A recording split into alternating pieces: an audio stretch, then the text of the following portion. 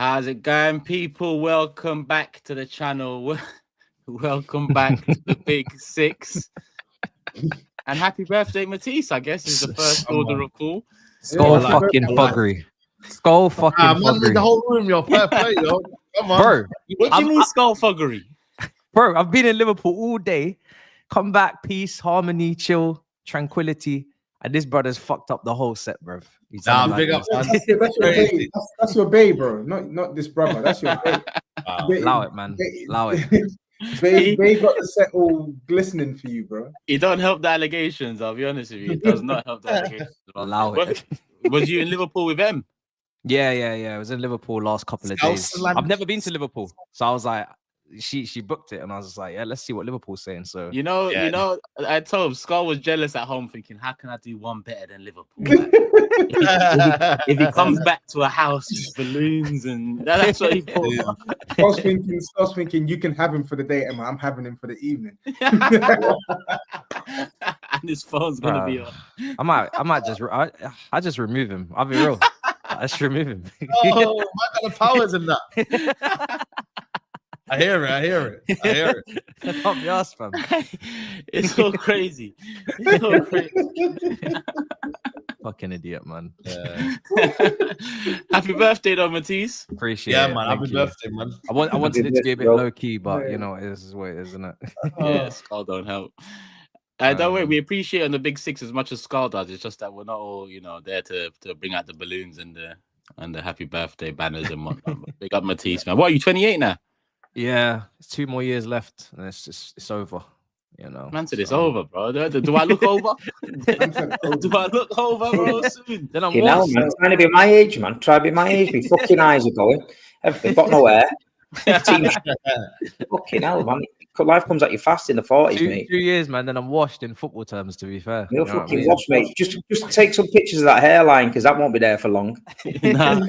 And if it's gone, then I got the link as well. So we're good, man. We're good. Man. True. 100%. Listen, does anyone just watch Ballers League? Because Jolie and Lescott has got a turkey trim, and because he's playing 5-a-sides, it started flapping in the wind like Bobby Charlton. Even KSI started mentioning it, saying he needs to get it trimmed up and all that. It's fucked and I mean, Jolene's a good friend of mine, so I'm not. I am taking the piss, Jolene. Yeah, shit, man. Should have just kept it the same. Hey, Jolene, I got a link, bro. Come on, man. The big pictures of Jolie Lescott's wig tonight. It was coming off. It was like when Wayne Rooney had the Weetabix haircut, and then that faded away. Yeah. Remember that? That was crazy. That first transplant didn't do him no favors. I can't lie to you. Here he is. We dashed Unks out of plane. People thought, yo, where is he? Yeah. Skydived into his living room. Sorry, lads, just landed. Man. Yeah, perfect timing. Good. Big up GRIZZ as well. Obviously, the Forfeit videos come out, so you can stop asking. Well received. Big up Skull on that one. Big up Skull on the edit of that one. Mad edit. The first time we all seen it when it released. And big up GRIZZ. No, but you know what it is, yeah? When you look back at stuff like that, yeah? Like, that's a proper movie right there, It's like a proper experience. And people need to know, you lot proper done me, like duped me. Like now, when I watch back, I see Matisse's little smile when he's getting back in the car. Yeah. Now I see Turkish's gloves and he's looking at Skull with the gloves. Now I'm seeing all this shit. I didn't fucking pick nothing up, man. You lot done me bad. It all makes sense. I enjoyed that. It was fun. It all makes sense now, yeah. The bar was set not only with you accepting it, but the way we went about doing it. So yeah. I mean, those shots out of the plane, man. Because obviously we're on the ground. Who filmed them shots?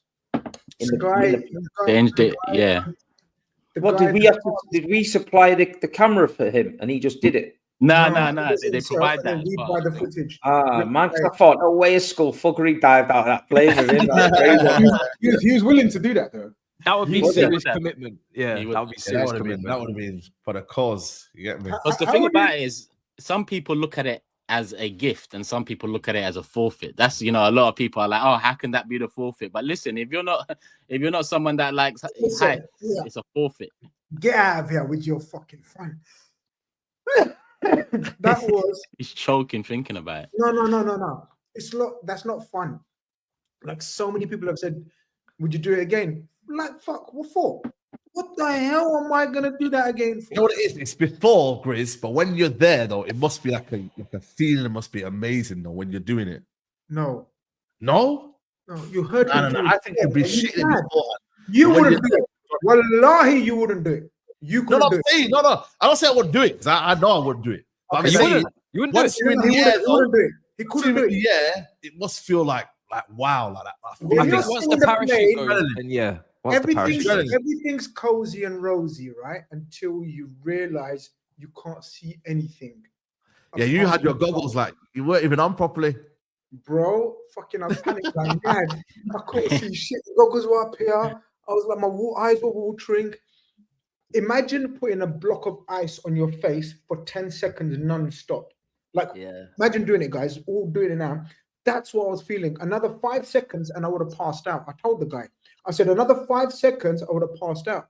It was that cold. It's insane. But anyway. I said it was a reward, but then Turkish said you could have died. And I was like, Fez. Oh, that line, yeah. Note that down. Another 5 seconds. But now the forfeit's been set, man. Now I can't lie to you. The forfeit. It wasn't set when they tried to kill me with the chip. I did that easy. That was light, bro. Man. We need to rerun that then. For next one, we need to rerun it. Yeah, we do. Bro. Because you lot think it's a joke. Chip from somewhere else. Bro, you lot think that chip was a joke. Oh, he cheated. Do you remember he cheated? Yeah, no, I fell for it. Because it was that bad. So did I. Because it was that bad. You proper cheater. Yeah, because when I touched it, I was burning. With Lucky my hand. I told Turkish, because cheater knows a cheater, innit? Lucky I told Turkish he's cheating. Remember I told him, I said, I remember. What did he do? What did he do? Eat a fake chip? The fake chip. Has there been any consequences for this? No. He corrected himself. He corrected himself. Then he was sick. He was throwing. He threw up on the floor in front of him, Steve. While the stream was up. He threw up. Matisse is a lightweight, Steve. You know what I mean? He goes to like lightweight. This is what I'm saying. Some kid had this chip, Steve. They died in America. They think it's a joke. He had 16 though. He had 16. Why deny that? Why deny that? Yeah, but the fact that it can kill someone is, you know what I mean? The fact that it can kill someone is enough. Yeah, it's true, Steve. Toby ate it like it's a fucking jelly bean. I remember when he ate that.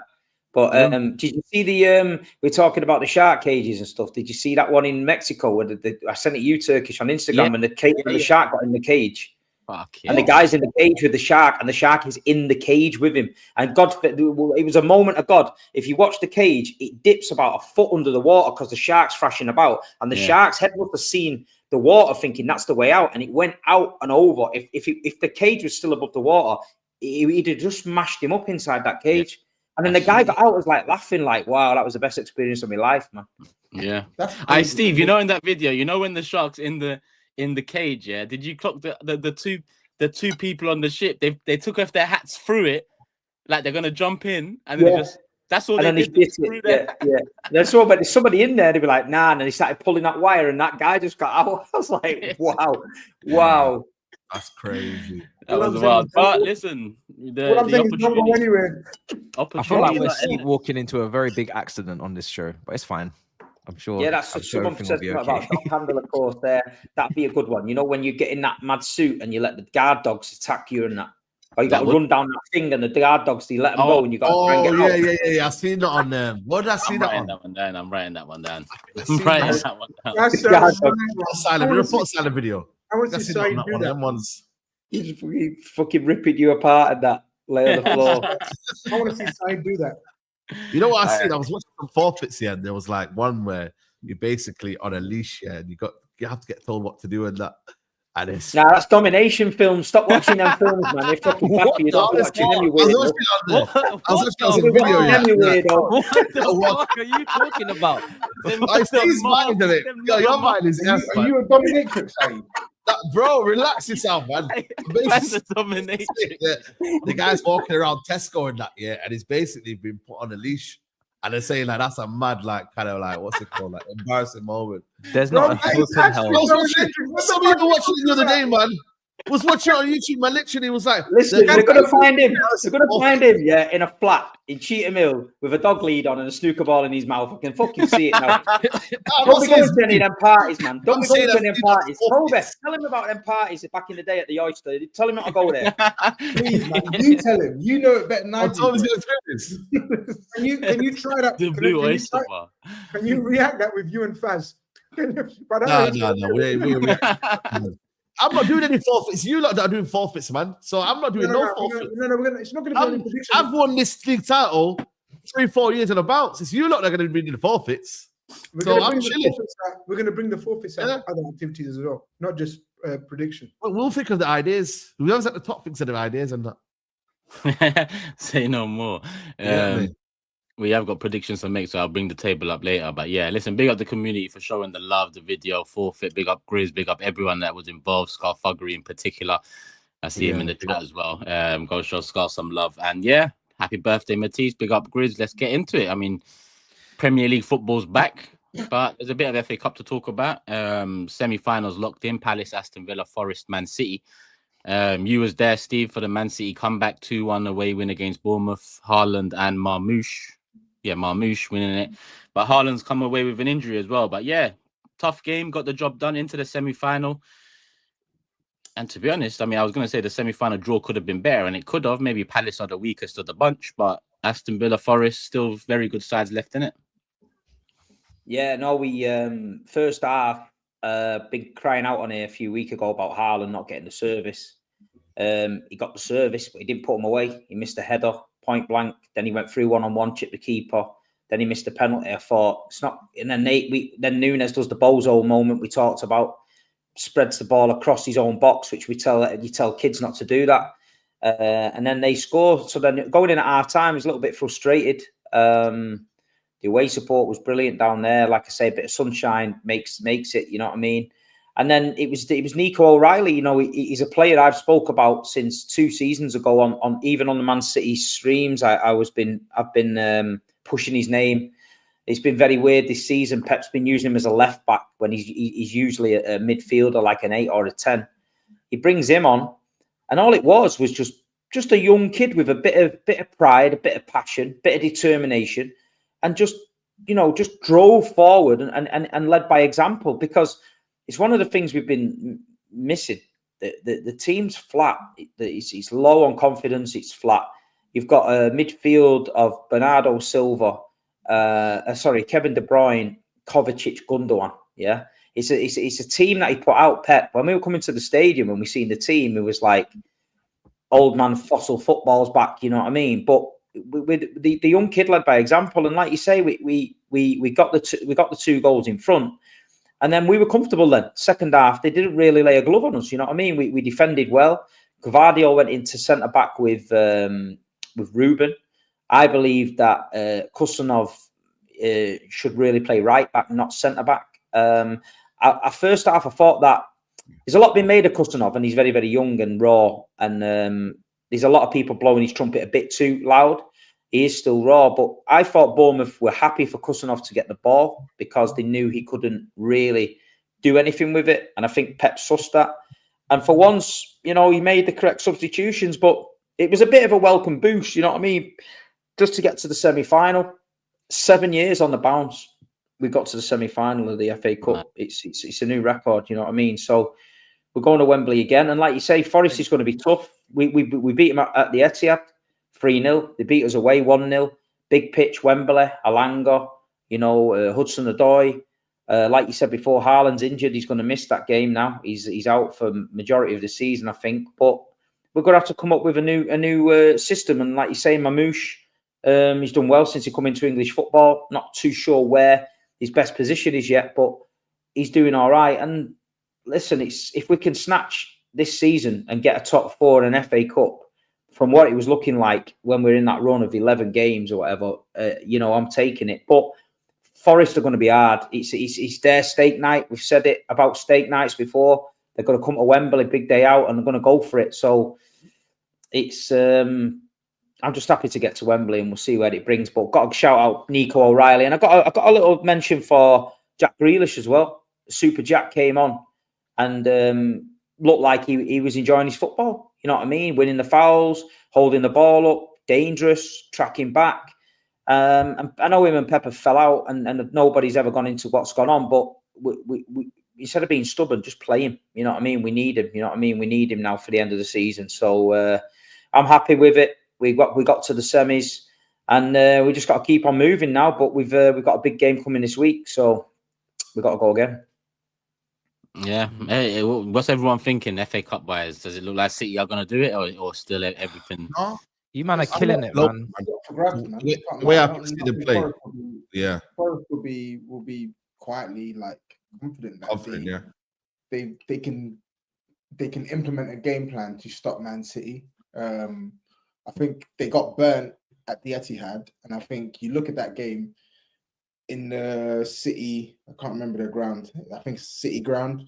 They didn't really let Man City create anything. No, they didn't. And when you look at the player who's missing, Haaland, you never know as well. Like Haaland, that's the biggest source of goals. Haaland looks like he may be a doubt for that game. It's tight, man. It's very, very tight. It's a cup semi-final. To Steve's point, they're gonna throw everything at him. Nuno Espirito Santo, he's a competent manager. Like, say what you want about his time at Spurs, but like in general, he's a competent manager. Like, and if there's one thing I learned the hard way about Nuno, is he knows how to set up with like a mean deep block. He does, and they got the players to hit on the counter attack. It was just bad timing at Spurs, wasn't it? Wrong club, wrong type of manager, like you said. Shouldn't have happened. It shouldn't have happened. You're right. But at Forest, they take all that in. They love it. They don't give a shit how they play. Ultimately, if it's going to bring them success, and he's brought them relative success. Being in a semi-final against Man City, this is like, knowing on Forest, you know what I mean, days, you know what I mean, back days, and also obviously still in contention for top 4. I think it's going to be a dead boring game, but they don't give a shit. Is that, someone told me, is that the third tie in a row that they've gone through on penalties? Penalties, yeah, I think so. Yeah. That's mad. That's mad. Yeah, so like Toby says, he knows how to get a result. You know, he's not the most exciting. He plays on the counter attack using Hudson-Odoi and Elanga and Gibbs White on the counter. But you know what I mean? That's City's what do you call it? Kryptonite right now. So that's what might make it exciting, though. I actually look at that Forest City, and I think and when you add in the FA Cup factor, that it's a one-off game for a final, I think it might throw up like one of them classic games. I know how Forest play generally, but like you said, their strengths have been City's weaknesses at points this season. So I think it might be a good game, TOBS. He needs to. I was worried about the legs in the midfield on the Wembley pitch later on in the games. You know, where Forest have got quite a bit of energy in there, and I just wonder that but I think we've got the better quality. So if Jeremy Doku's on it, if he plays him, and Savinho's on it, them two are going to click at some point somewhere. You know what I mean? I feel like we've shown the Forest a bit too much respect at the City ground. We didn't get at them enough, but Wembley, we've been there before. A lot of these players know what it's like. You know, they're not going to get overawed by the occasion. But I'm looking forward to the game. But like you say, if City was 70% of the team they was last season, we'd have cleaned up everything again. But we're not, and it's. But listen, people are going to say it's good for the FA Cup. It is, you know, these teams. It's good for the FA Cup to do it. I seen Carragher say, "Oh, it'd be good for the FA Cup if Man City didn't win it." I'm like, "Fuck off, mate." You know what I mean? If Liverpool was in the semi-final, you won't be fucking saying that. Do you know what I mean? You'd be saying it. You know what I mean? It's mad as shit, isn't it? City deserves to be there. Competition. You know? He thinks that, you know what, it'd be good to see a different team win it. But he wouldn't be saying that if Liverpool was in it. He wouldn't say, I'd rather fucking Palace win it than Liverpool. If he said that when Liverpool and Newcastle were in the final, which would have been facts, everybody wants to see Newcastle to win it, 300,000 people in the parade. Then he's being consistent. I highly doubt he said that though. So he only said that. He only said it after they lost. After they lost, he said, "Oh yeah, you know what?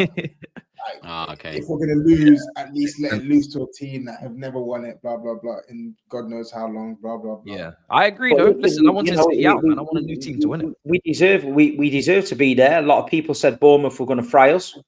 You know, and they didn't. They played well first half.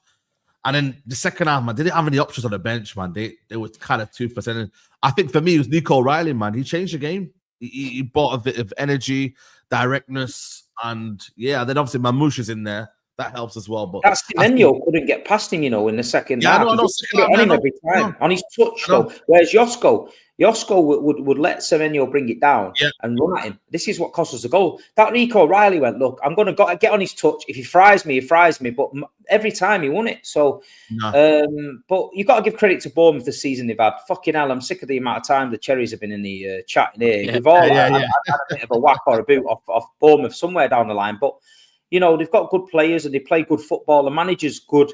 I feel like someone's going to take him. I feel like Toby. I feel like Tottenham might take him if they get rid of Ange, because I think somewhere with a bigger budget and better players, I think he could get a tune out of someone good. Yeah. Did he have Gyökeres out as well? Huijsen, is it? He was out as well. Yeah. So big part of the game was missing, man. But yeah, Man City did enough, I think. Yeah, especially could have been 2-0 up in the first half. Haaland had a penalty and the chance there. So yeah. What's that? They said his third penalty he missed this season. Is that correct? Yeah. He's not a fantastic penalty taker. He's not one of them where you step up. Like we had Yaya Toure, never missed one. Balotelli, deadly. Haaland's a bit. He's just, I don't know. It is what it is with him. You know what I mean? He's missed a few. It's the same penalty with him, innit? It's down the bottom corner all the time. You know what I mean? He sort of sweeps it into the side netting. When he did try and go high, he missed against Bayern Munich in the treble season over the bar. He's missed a couple over the bar. But, I mean, he was there when Nico put it across. He tapped it in. I mean, it's his 30th goal of the season. So we were thinking he's got a bad season, but he scored 30 goals. You know what I mean? So, but the knock was right in front of me. He got shoved off the ball. He went down the embankment near where the ball boys are, and he went over on his ankle. I could just tell straight away by his face that it wasn't happening. And then he's limping in the boot. And then Fabrizio Romano said he'll probably be out for the season or near enough the end of the season. That's huge for the Champions League. What, the running? Yeah, that's huge. Like they're struggling as it is. Mamouche is their only outlet. Apart from, and we know we've spoken about Doku and Savinio, sorry. Like, you know what I mean?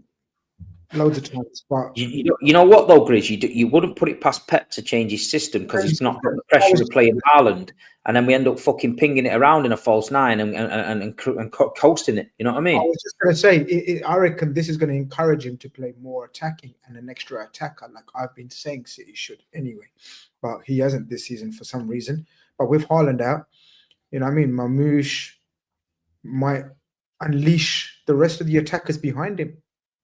100%. I think he has to. Haaland. He has to approach. I think it will force him to approach the game differently, right? Because obviously they play a certain way that's catered to Haaland when they are actually getting the ball in the box. Obviously, sometimes he's starved of the ball, but I think with Mamouche there, like you've got someone who isn't just going to stay there. You got someone who's going to like move about a little, make runs beyond. He's going to make the runs beyond the striker, but he will drop a little bit deeper and get involved in the game. So you never know what that can do for the midfield and what it can do for the wingers around him. So, like Man City, even without Haaland, as tough as Nottingham Forest have been defensively, they've got the players to beat Nottingham Forest. They do. Oh yeah. It's all about how they set up on the day, and whether they can actually match Nottingham Forest in terms of energy.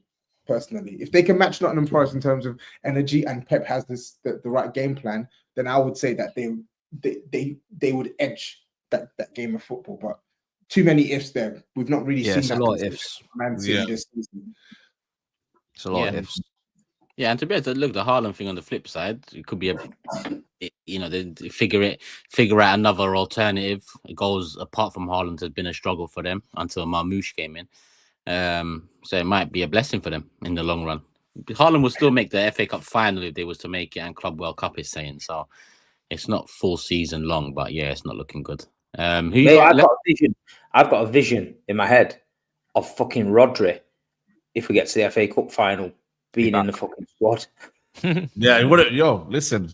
Would you want that? No, I don't want it. I don't want him anywhere near it. I want him fully fit. But I've just got this mad weird feeling that, because when we got beat off United in the FA Cup, in the interview after the game, Pep said next year we'll win the FA Cup. And no one really picked up on it, but he said it because he's fuming, wasn't it? And he put next year we'll win the FA Cup. So he's on it. And the way, if you've seen him at the final whistle, the way he was, Pep, he was quite animated for what, you know what I mean? It's mad. Yeah, Jay saying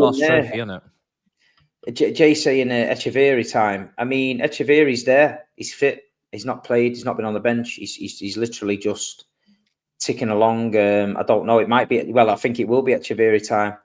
But I mean, Doku, Mamouche, Savinho, front three. I think it's got a lot of fucking madness in it. But whether it can, I don't know. The other two are gonna have to start contributing to some goals wise. You know what I mean? Yeah. Yeah, you got Leicester on, well, was that Tuesday? No, Wednesday. Wednesday, Leicester and United Sunday. Oh, yeah, at the Etihad as well. And Old Trafford. Yeah, Etihad against Leicester on the weekend. Well, I mean, Leicester at home, formality, looking at it as 3 points, shouldn't really. It's got to be. It's got to be. You know, we've won away at Leicester. We are picking up results. We won at Spurs. We've won at Bournemouth. So, you know, we've got to be beating Leicester at home. They're coming here. They're fighting, but they're not the quality. They're not a quality side. Leicester. I think they'll freeze in the headlights. I think we'll get rid of them. And then it's all eyes on the prize. Then at weekend, it's just like GRIZZ said last week. It's a stinky derby. It don't really mean a lot. Just revenge after that performance at the Etihad. It's fucking embarrassing. So we need to go there and put them away. I can't lie. I do think it does. I know you're right. Obviously, from a City's perspective, you need to go there and make up for the bad result at home. But I do think it means something for you lot with Champions League. You know, like it does in that respect. But everyone's more pissed off because of the way we lost at the Etihad. It was just shit because they were crap, and it was just like fuck me. It was just embarrassing, like embarrassing. But they done it to us, so we owe them one. You know what I mean? But I feel like United could get some joy against us in the midfield with Bruno and stuff. I feel like Diallo, Ahmed was the one that terrorised us a little bit, but we just got to put a performance in now. You know what I mean? But the squad, the team just looks a bit. I don't know. You know when you go watching your team week in week out, you get a vibe. You know when you feel like everyone's connected and stuff like that. And obviously these ticket issues are coming out with City, and I've said a video on it this week, and I've called the club out on it, and that's probably the end of my relationship with the club working for them. But I'm trying to stick up for the fans that can't get tickets. You know what I mean? And want to watch football and not turn it into fucking Disneyland and shit like that. And I feel it's a big problem throughout football. It's not just Manchester City and stuff. And I feel like the squad's suffering from it as well. I just feel like I don't know, the connection's just not. That when we won that treble that season, it was so enjoyable going to the game, the atmosphere and everything. And then all of regular faces are either getting banned. If you sell a ticket now on Twitter to your mate and City see it, face value, you're banned, mate. Yeah, that's banned, yeah. But Via Gogo can sell one for 4.5 ton, and that's fine. My mate has been banned against Liverpool. He played Liverpool, yeah. And he got a message saying, you've been banned for obscene gestures. So he went, what the fuck are you talking about, obscene gestures? So the police have then got involved. He's gone to the police station. They've got him on video, yeah, against Liverpool, doing a wanker sign at a football match. Now, come on. Yeah, right? Hell. You can't be banning people because you'd have to ban the full fucking stadium. Do you know what I mean? People do shit like that, yeah? I get tragedy chanting, and I get... the victims and the Hillsborough and the Chelsea thing. I get that, but that's coming. It's a law that if you do that, you're gone. But fuck me, man. You can't even imagine being scared now to just put 2 fingers up in the ground or tell someone to F off or fuck off and you're getting nicked. And this is because they want your seat, man. They want you out there. They don't want you paying £800 for a season ticket. They want to sell that ticket for 19 games at 400 quid a pop. So get the fuck out of there. And this is what's happening now, and it's madness, mate. And I've seen it with my own eyes. And you've got to be there to you've got to have a comparison season, and then this season. And honestly, I've seen it at United for years. SAEED will tell you all about it. It can be grim at Old Trafford. And City's always, I feel like the winning's always been covering it up. So while we've been winning, I feel like the club have been doing these little things, and nobody really took a fucking notice because everyone's winning and everyone's happy, yeah. But now they're losing and the mood's a bit mad. People are starting to nitpick at shit, and that's when you get in all this madness. But yeah, I think we need a reset, and there's a protest on Wednesday. People aren't going in the ground for 9 minutes because we've got 9 reselling partners that are linked with the club now. Wow. There's a big demonstration outside the main entrance, a silent protest where all the hospitality go in. So they're going to have banners and that just saying we want our club back and shit like that. And it's starting to spiral. The club have announced a meeting with the fans reps the day after Leicester. I think that's just trying to put us off for doing the demos, but we'll see. But I feel like it's a mess at the minute, football, and I feel like every club, not point scoring. It's not a time to say, oh, yeah, look at the empty seats. Well, they will be, because that's the point. We're going to have empty seats because we're going to stay in the concourse. Now's the time to start speaking up, because I feel like we're losing the game. And I've never seen as many season ticket holders from years ago, like lads who are like worse than me, like love the club, who just fucked it off now. Just for little things. We got the same issue. We got Todd Bowley, he's got 40% ownership of Vivid Seats, and then CST, because he didn't address it in any conference he's had, CST Supporters Trust had to come out of a statement, and they're going to the Premier League. They're like, how can you, because I'm even getting emails, and the atmosphere is shocking. Even the away games I've been going to, the atmosphere has not been great, but when you're getting emails, they're like, we're trying to stop ticket touting. This is what we're doing to stop it. Yeah, I know. Sell-ons and okay, cool. But then why have you literally got something that contradicts what you're trying to stop? And then the Premier League should be getting involved, because it's like, how are you having these sites just sell on tickets for like thousands of pounds, but then you're trying to stop ticket touting? Like it doesn't make any sense. So I'm with you, bro. It's crazy, but I don't know. I feel like football, when you look at the atmospheres that used to be there, like in the early 2000s, I don't know if that's coming back, man. It just feels like it's a battle. But you know what? I find the shame as well that not enough professionals speak about it, in a sense where I'm not talking ex-professionals here, like maybe Gary Neville, Jamie Carragher on Sky Sports. I'm talking about professionals in the game. One thing I respect. Listen, one thing on that. I've been fortunate enough to work for my football club, and I've been fortunate enough to be in and around the players. And I'm one of the first content creators that the club has took him on board. And then, so for me, just a normal fan who goes to the games week in, week out, and never had anything for free from the club, to go and work for your football club, it's a dream. Yeah. And it would be very easily for me to sit here and be quiet about it and not say a word and just go along and go there and get my money every week and be there with the club and all that. But the reason I'm so popular, and the reason that I can walk to the Etihad and people come up to me and have a chat, is because I will call it shit out if it's not right. So when I'm going to the Etihad and I'm in there going, yeah, what you doing? That's fucking bollocks. They're thinking, this guy's a pain in the ass. So for them to distance themselves from me is fine. No problem. Because the people that work at the club haven't got the connection I've got with the fans. And I will always stand with the fans. And I don't want to cause trouble at Man City. I don't want to do it. And I don't want to do protests and stuff. But I've got to call things out, right? Because these bigger fans than me who are fucking coming up to me at every game saying, Steve, this has happened to me. This has happened to my mum's season ticket. We've been moved from this section. We've been done from this section. And I offered the club to go there and tell them these things. And let's see if we can talk about it and maybe sort it out. But they don't want to talk to nobody. And then it just feels like a disconnect. And people might say, oh, Man City fans, how can you protest the trophies you've seen? You're not understanding what I'm saying. The trophies are fine, but you can't bribe, you can't kill the soul of a football club with trophies. Do you know what I mean? If it mattered, if they said to me, we're going to turn into Disneyland and you're going to win the league every season, I don't want it.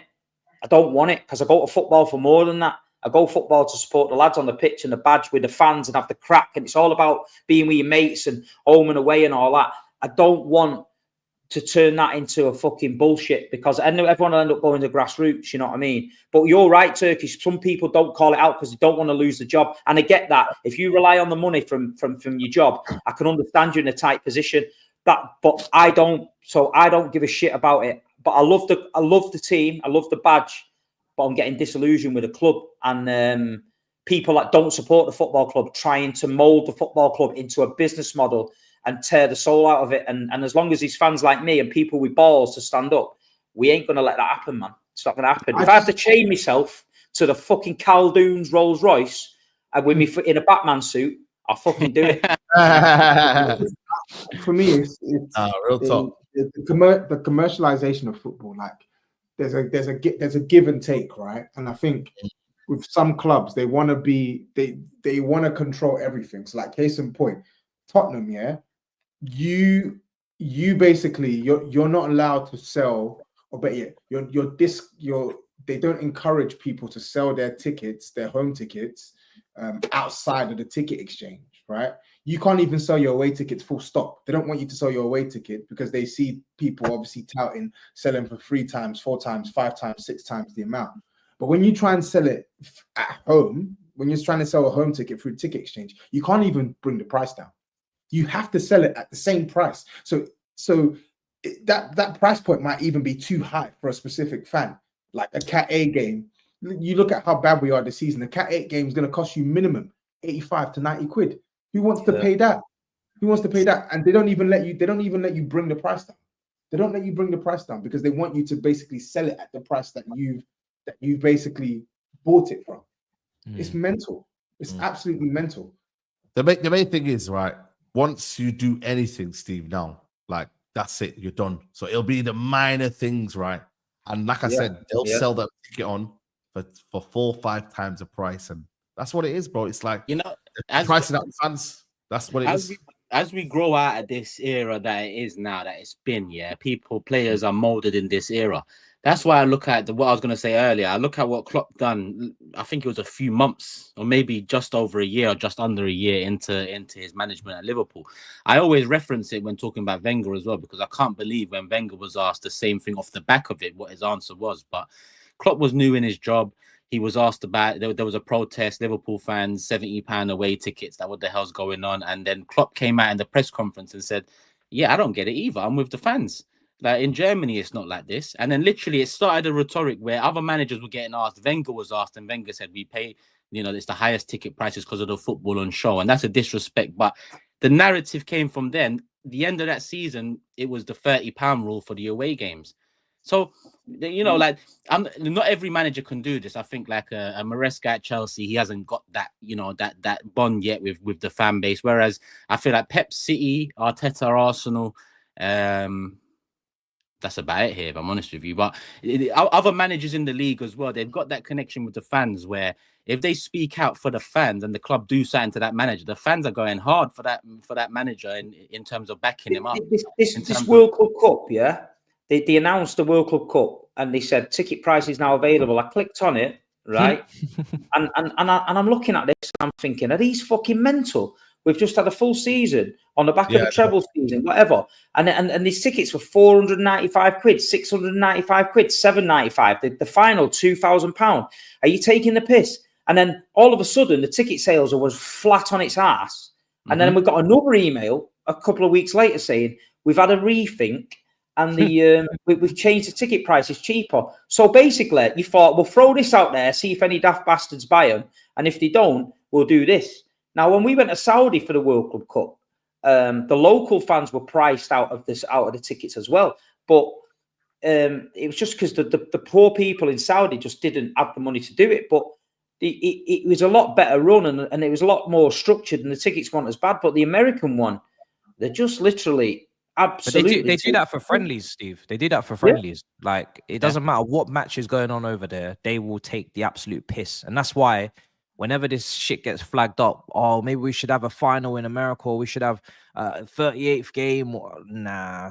We're already dealing with the owners that are trying to make their little changes and imprints. We can't be putting the game all the way to get shafted. Can you imagine having a fucking game, like, say, just after Christmas, they said we're going to play a 1 round of fixtures in America, and and fucking Haaland breaks his leg, or fucking Salah hurts himself. We had Loftus-Cheek break his fucking leg over flying people all the way around the world. It's bullshit.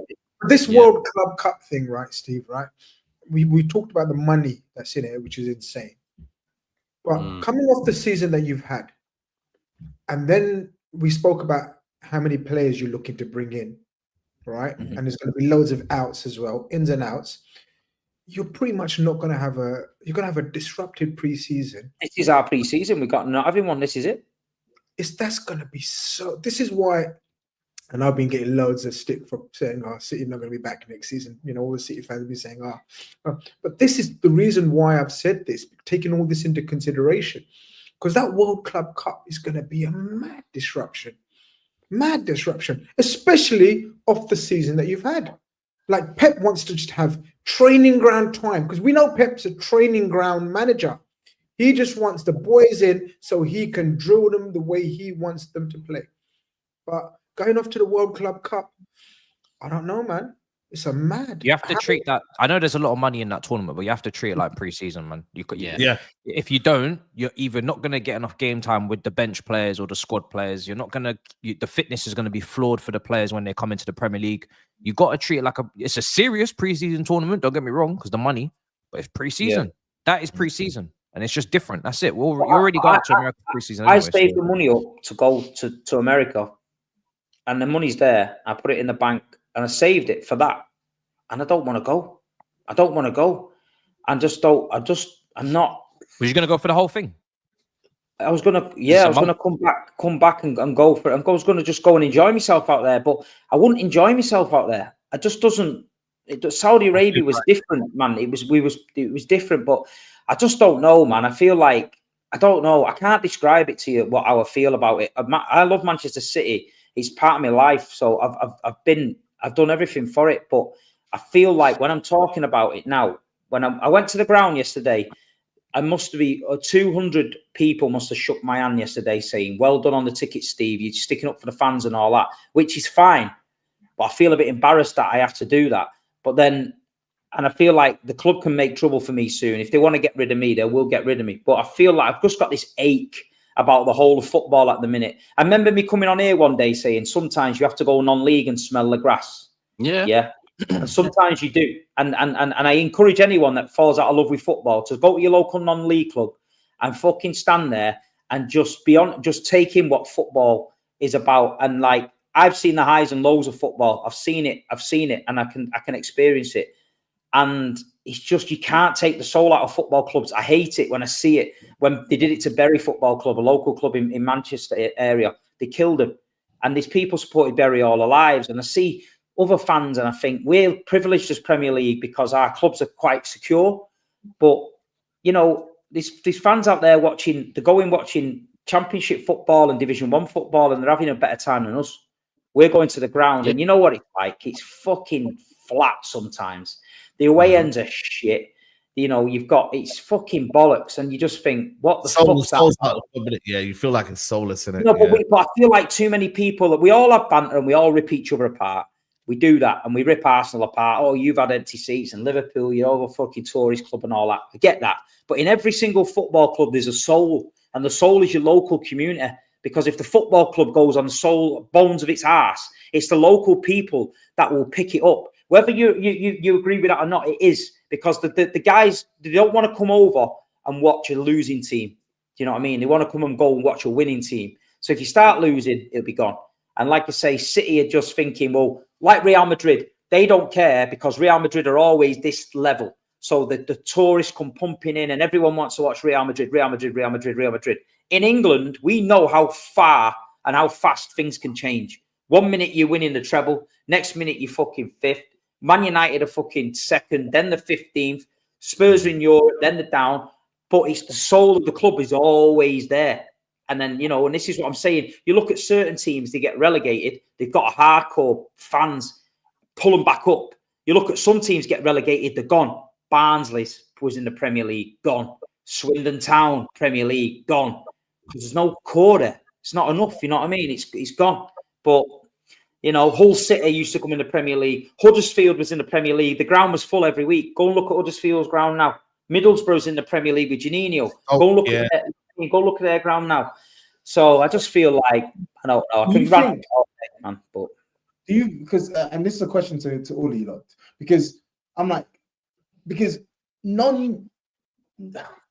teams outside of the UK, they do this, and their atmosphere still seems like jumpy. Like I've bought tickets for like Milan direct through their site, but I know people who have bought on Viagogo. I've bought same for Roma. I bought tickets for Roma Stadio Olimpico Viagogo. I bought tickets for the Bernabeu direct through their site or through a third party. And my experiences, whenever I've traveled away to Europe, like outside of, depending on the fixture, like there's not really that many empty seats. For Real Madrid, there wasn't many empty seats. Bayern Munich, good luck. Bayern Munich, when I went there, bro, the thing was sold off. So I'm like, is there a way in which you can, like, because that's why I said there's a balancing act, right? Like, I do think clubs should be smart enough to leverage their commercial pool and clout and make money where possible, but I don't think they should do it to the point where it's like you basically lose the very essence of their club, right? And I feel like these European clubs, they have a decent balance. Like Real Madrid, they are literally tourist FC, but yet Champions League night, you see that the atmosphere is jumping on a random. I think Steve said. I watched Steve's video. I think he was saying like you've got to section it, at least section it, so you get the hardcores in the ends, and then maybe the middle, stand. You can do this shit with the middle. That's how it at the very least you should at least have some parts of the stadium where it's just there's nothing but hardcore noise, ultras. You know what I mean? PSG ultras are fantastic, and like you say, the two rival.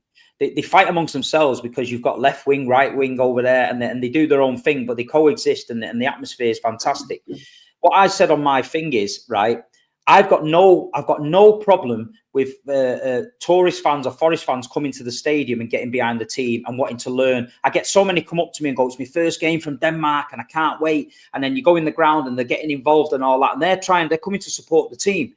What I have got an issue with is a lot of people just filming it on iPads and FaceTiming people, or you've got the iPads. I've had iPads, people having iPads. You've got YouTubers and that coming in there from other teams doing TikTok videos. Have you seen the video of the United fans this week? Yeah, I saw that. You tagged into it. Yeah. Well, let me just tell you him. Yeah, I was 5 seconds from spinning his jaw off his neck because I didn't see the camera. Yeah.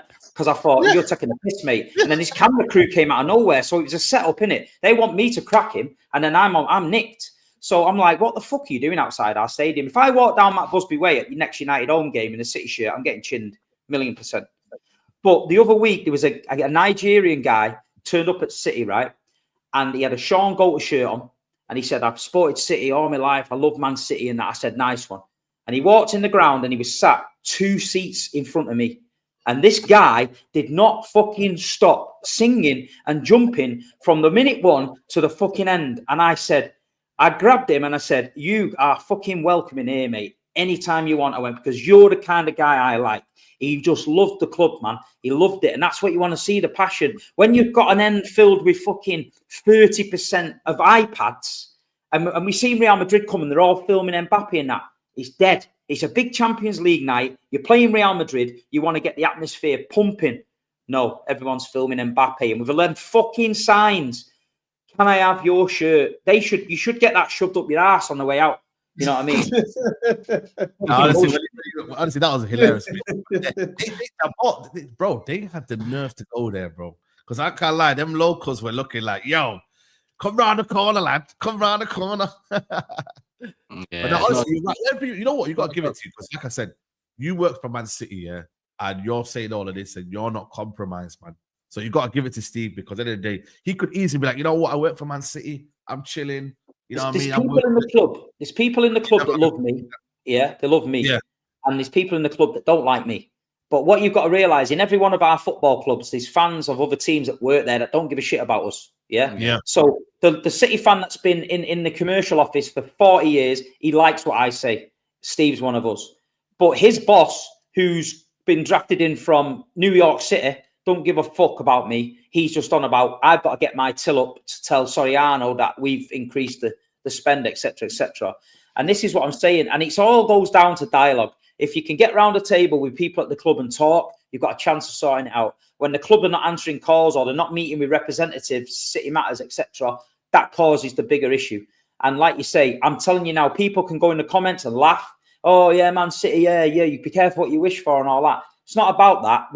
They've done great things at Manchester City Football Club, but we are allowed to call shit out. We're not just blinkered, you know what I mean? And I expect all of you guys to do the same. If it was happening at your club and you've seen the change, I've seen it with my eyes, and I'm like, this is not. It's not going well. It's not going to end well. This. Yeah. No, I'm you spoke better than any one of us could have anyway, and I love it.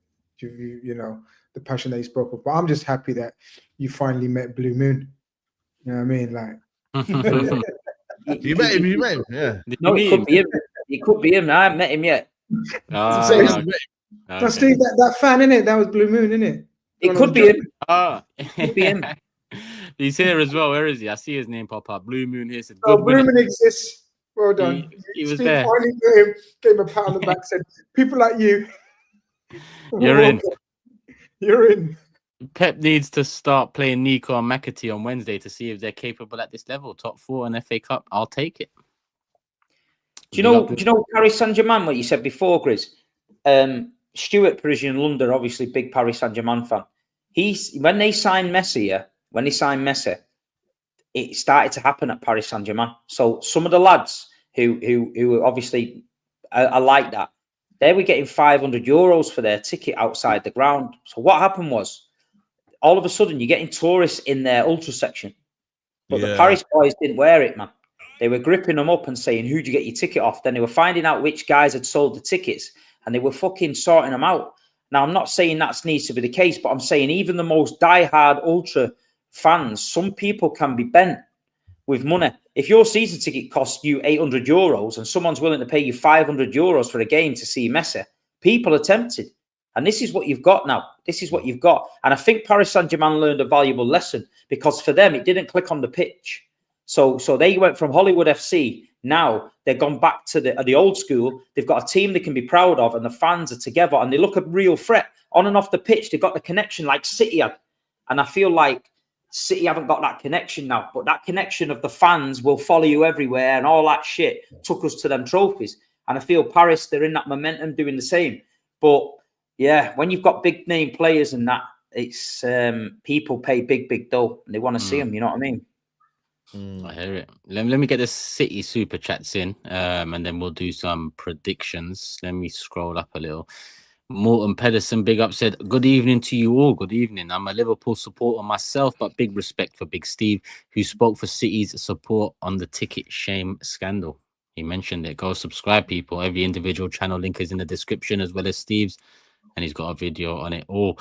Dennis says, "Big up to Steve from an Arsenal fan, not selling out the righteous cause for personal enrichment. Same to all repping Free Palestine, and he's right about unity. All Prem clubs are going to follow suit.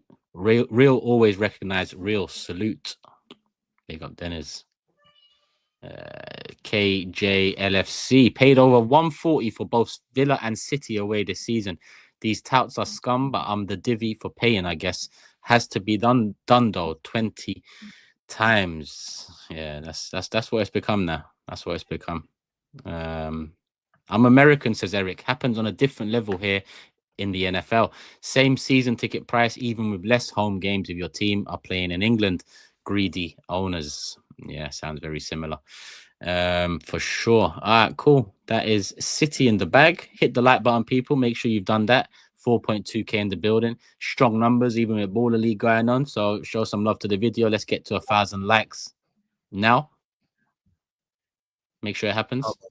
Has it happened yet? No, just hit it, people. And the individual channels are there. And let's pick up Manscaped as well. I don't need to get into the nitty gritty. You know what Manscaped are. You know what they provide. You know how good they are. They've been showing the channel, the show, the brand love for nearly 3 years now. So go show them some love. You have been already. But if you need something new, TB620, that's the code, the link in the description. You can use that. It should automatically apply the discount, but if it doesn't, use the code TB620, people. Grab anything from the site, use that code, and you'll get your discount. So go show Manscaped some love. Don't forget about them, people. Let me actually wait. Pavan got one in on the same subject. So let me get this in from Pavan. Hope you're good, Pavan. I agree with Big Steve about the stadium noise being dead. I remember when we played PSG, watched it on TV, and I was shocked by the noise, even Inter. Is it because Premier League teams don't have any ultras? I'm not sure if Premier League teams do by now. I'm not sure if Premier League teams do by how dull some games are. Oh, the ultra thing. We don't really.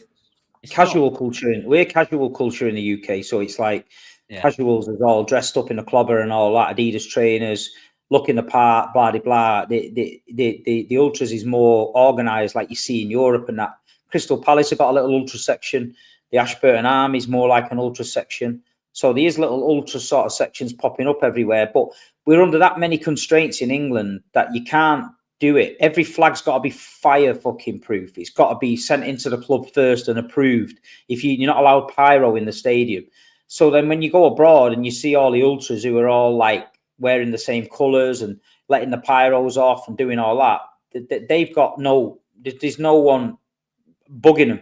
In England, it's a family game. It's the Premier League. It's about the whole package. They don't want a load of fucking flares getting lobbed about and that. So we're under constraints in England. So some clubs trying the best, but when you look at how embarrassing we are to the foreign guys, it's embarrassing, man. Yeah, I think that is the last super chat on the subject. Big up Pavan and everyone else that has sent one in. I've got the rest on other subjects, so I'll get them in when we need to get them in. A quick reminder of how the table looks, not just for you, but for myself as well.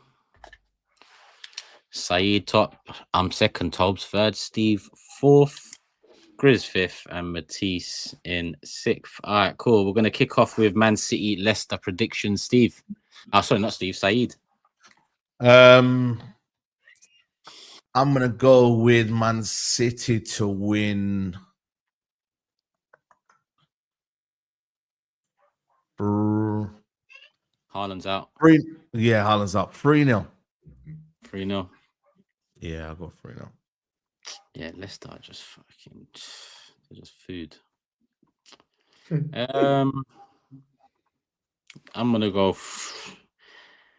I was gonna go 3-0. I tried to make you go 2 by saying Haaland's out, but you didn't fall for it. Right, cool.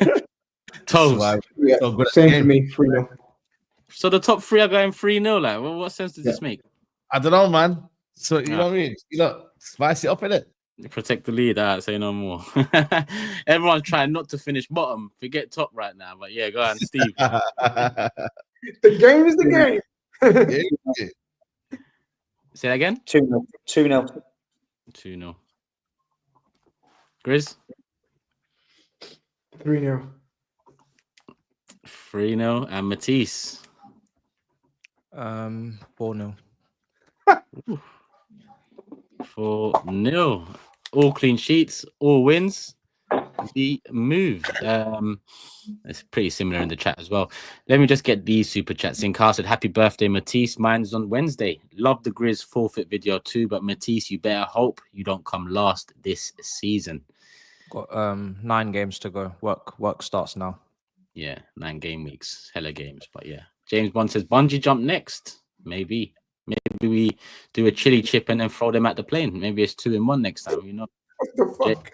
Jay said, how did your family feel about the forfeit, GRIZZ? Were they worried?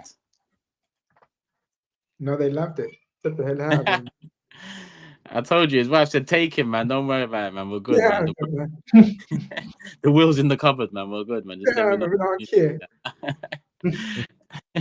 Suge says, big up gents and the community. GRIZZ doing us older people proud. Wonder if the aerodynamics were helped by the hairline. Happy birthday, Matisse. Love for the love. Hey, Suge, big up as always. Big up as always. The rest are looking like just questions, really. I'll get them on when I need to get them on. All right, cool. Next up, well, it's probably the biggest game of the week, but it's not such a big game anymore.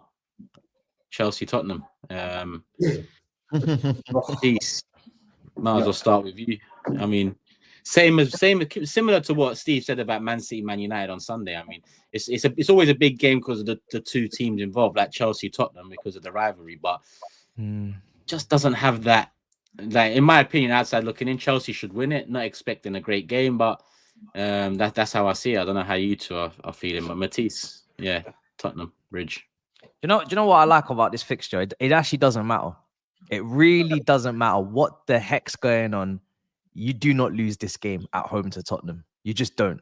Because if you do, you get pelters. Absolute pelters. We could be 10th. Tottenham could be 12th. Nothing going on. To be honest, there is a lot going on for us because we need Champions League football. We've just sold the women's team to our own limited Blues Co company for losses now. Hold on, losses going into profits. But you know, I hope we're aware we can only sell everything once to that company. So you know, we need sold your women's team.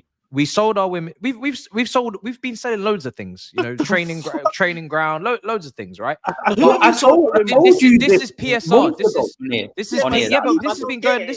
has been going on for ages. This is complying with FFP. So and now the two hotels, the hotels, 100%. But the hotels is land, right? It's kind of infrastructure. I can find they sold their women's team.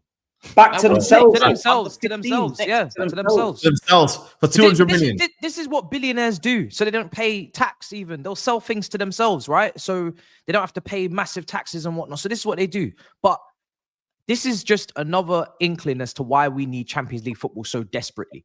Anybody who was trying to gaslight me earlier on and say, we don't need it. The manager said we don't need it. The process is next season. No, we need it. I know everybody's now started to understand, and the manager's come out and said what he should have been saying, or whoever has told him to say what. We've always needed Champions League football. It's clear as day. You don't pass PSR regulations last season. You end up doing Dewsbury Hall deals with Goodings and whatnot. This season, you're selling the women's team, right? So, listen, I'm not a financial expert, but it tells me without front of shirt sponsorship, selling women's team, it tells me you need some money. Could do with a little cash injection, a little bit of cash flow, looking a bit long. So you have to win this game. You have to win this game. It's a massive derby.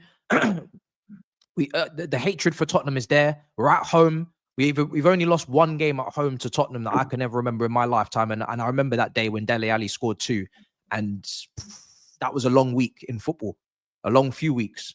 And this game's always got a bit about it as well. There's always a little bit of afters left on the players in terms of like the little nasty tackles and the studs are up. There's always goals in the game. It's always entertaining. You remember what happened in the reverse fixture. So yeah, it's gonna be, I think it's gonna be a great game for the neutral. It usually always is. I can't remember the last time this game was boring, to be honest. I don't know if Tobes can remember. I can't remember. Even when he's looking back to 5-3 wins, Harry Kane's, and there's always been goals. So yeah, for me, it's a must win. Tottenham are in the worst position they've been in that you could possibly remember, maybe since, I don't know, before 2010, in terms of league position. We don't win this game, especially with a couple of players coming back. Jackson's back, I think. You don't win this game, you got some problems, man. Because I've said it, I keep saying it, the fixtures are not getting any easier. But Brentford away is on Sunday. You don't want to go into that not winning. You need to, you just need to get 3 points. It's non-negotiable. What about you, Tobes? How you feeling? We're gonna lose the game, to be honest. We're gonna lose the game of football. What, to Chelsea? Yeah, bro, go to their record. Please, don't do this. Honestly, I'm just ignoring him when he starts. This. I'm just asking you a question. Can't I ask you a question anymore? To Chelsea. Okay. You're not seeing the state of Tottenham with Ange Postecoglou right now. Okay. Do we have the tools to go there and make it an uncomfortable game for Chelsea? Yeah, we do. Most people are fit. Romero's fit, Van der Ven's fit, Maddison's fit, Solanke's fit, Son's fit, Destiny's fit, Spencer's fit, Vicario's fit. We have a plethora of options to try and go there and make it uncomfortable. But to Matisse's point, the same way he says the one game they can't lose is Chelsea. This is a one game for Spurs where I just mark it as an L, because we do whatever happens, we don't win. We don't win at this ground. We don't win when we're playing sick. We don't win when we're playing shit. We don't win when we're playing decent. We just don't win at this ground. And there's no way on earth I'm banking on this version of Tottenham under Ange Postecoglou to go there and beat them. They've been so bad. This is where they've been so bad. And yet we're gonna go there and we're gonna gift them 3 points. We're gonna literally gift wrap them 3 points. I'm just in this situation before, so it is what it is. Just to let you know what the mob watch along, I'm going to be team Spurs. This is where football happens. Of course you are. That's not a revelation. After everything that you've just said, that whatever happens, you don't win, you're this, you're that. I'm telling you now, Spurs will get a result. What's your definition of a result? A point minimum. What's your definition? Yeah. But don't change your mind now, Unks, because I don't want to hear 30 minutes in. No. I told you this was going to happen. We're leading 1-0. See, this is what I was saying. No. This is a case where football happens. Because I know, look, I feel what Toby's saying. Of course, we know. We watch it every Why week. do you feel so strongly on that after an international break? We haven't even got anything to go off. What? Yeah, but why are you so like strong on that result? Because there's nothing to go off. The international break's been going on for we haven't played in 3 weeks. What are you basing this off? Because this is where football happens. Football happens. These are the kind of games where football happens. Because the way Toby dressed it up and Saeed's chirping away in the background saying, "Look at their results, man. Trust me, it's dead. They're dead." It's true though. No, I get it. That's what I mean. I get it. But how many times have we heard the old adage, records, whether they're good or bad, are there to be broken? So they must halt this disastrous spell at Stamford Bridge. And Chelsea aren't doing great right now. Like they're not, which makes it all the more confusing. I feel like for a derby, that should all be off the table, especially this derby. You keep saying that, but is this going to be a really spicy derby? Like it always is, Grizz. It always is. Not even know every time. Grizz, did you see the game earlier on the season? Did you see me take my top off? Did you see what happened? Oh yeah, we didn't forget that. This game is always spicy. I'm still having counselling over that.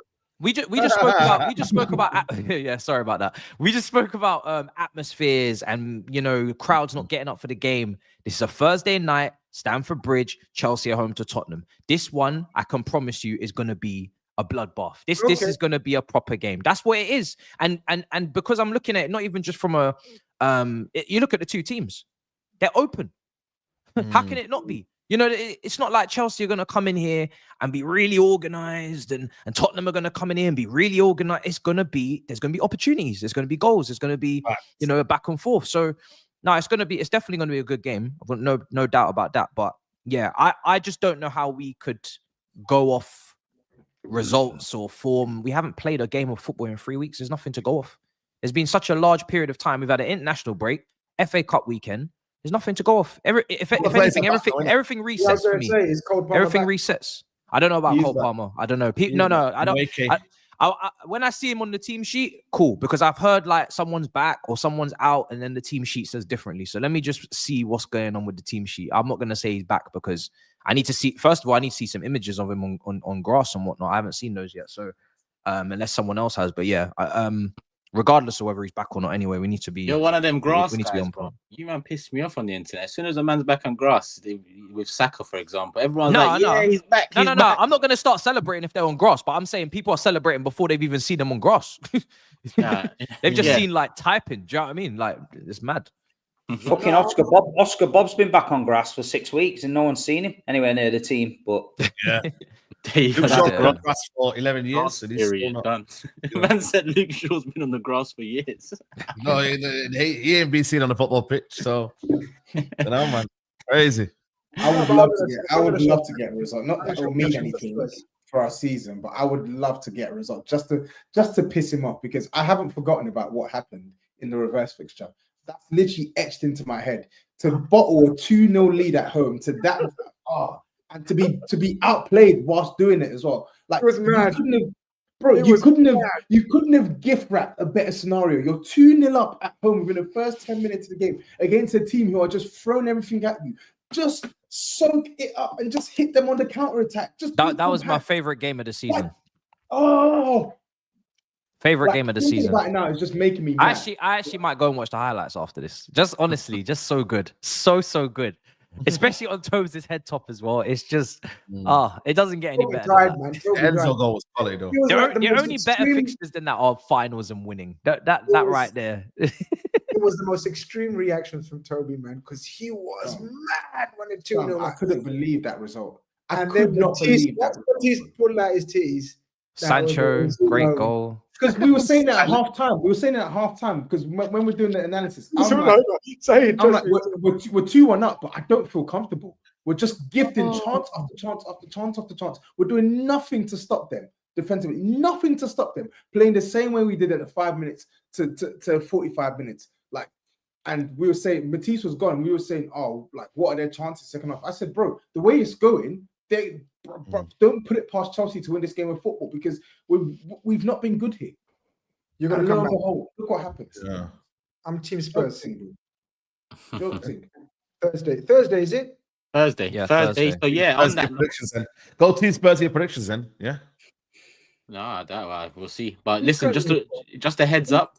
You mean what? Man's threatening me. But I'm just saying, you're doing all this gassing. Yeah. Yeah, this is where you're about to see the Grizz light. No, honestly, though, Uncle, we don't want you to be. Yeah, I mean, for content purposes, I'd appreciate if you don't finish last. Back to back. I mean, you want someone else to finish last, man. So maybe SAEED should. I think next season as well, we should do another competition as well.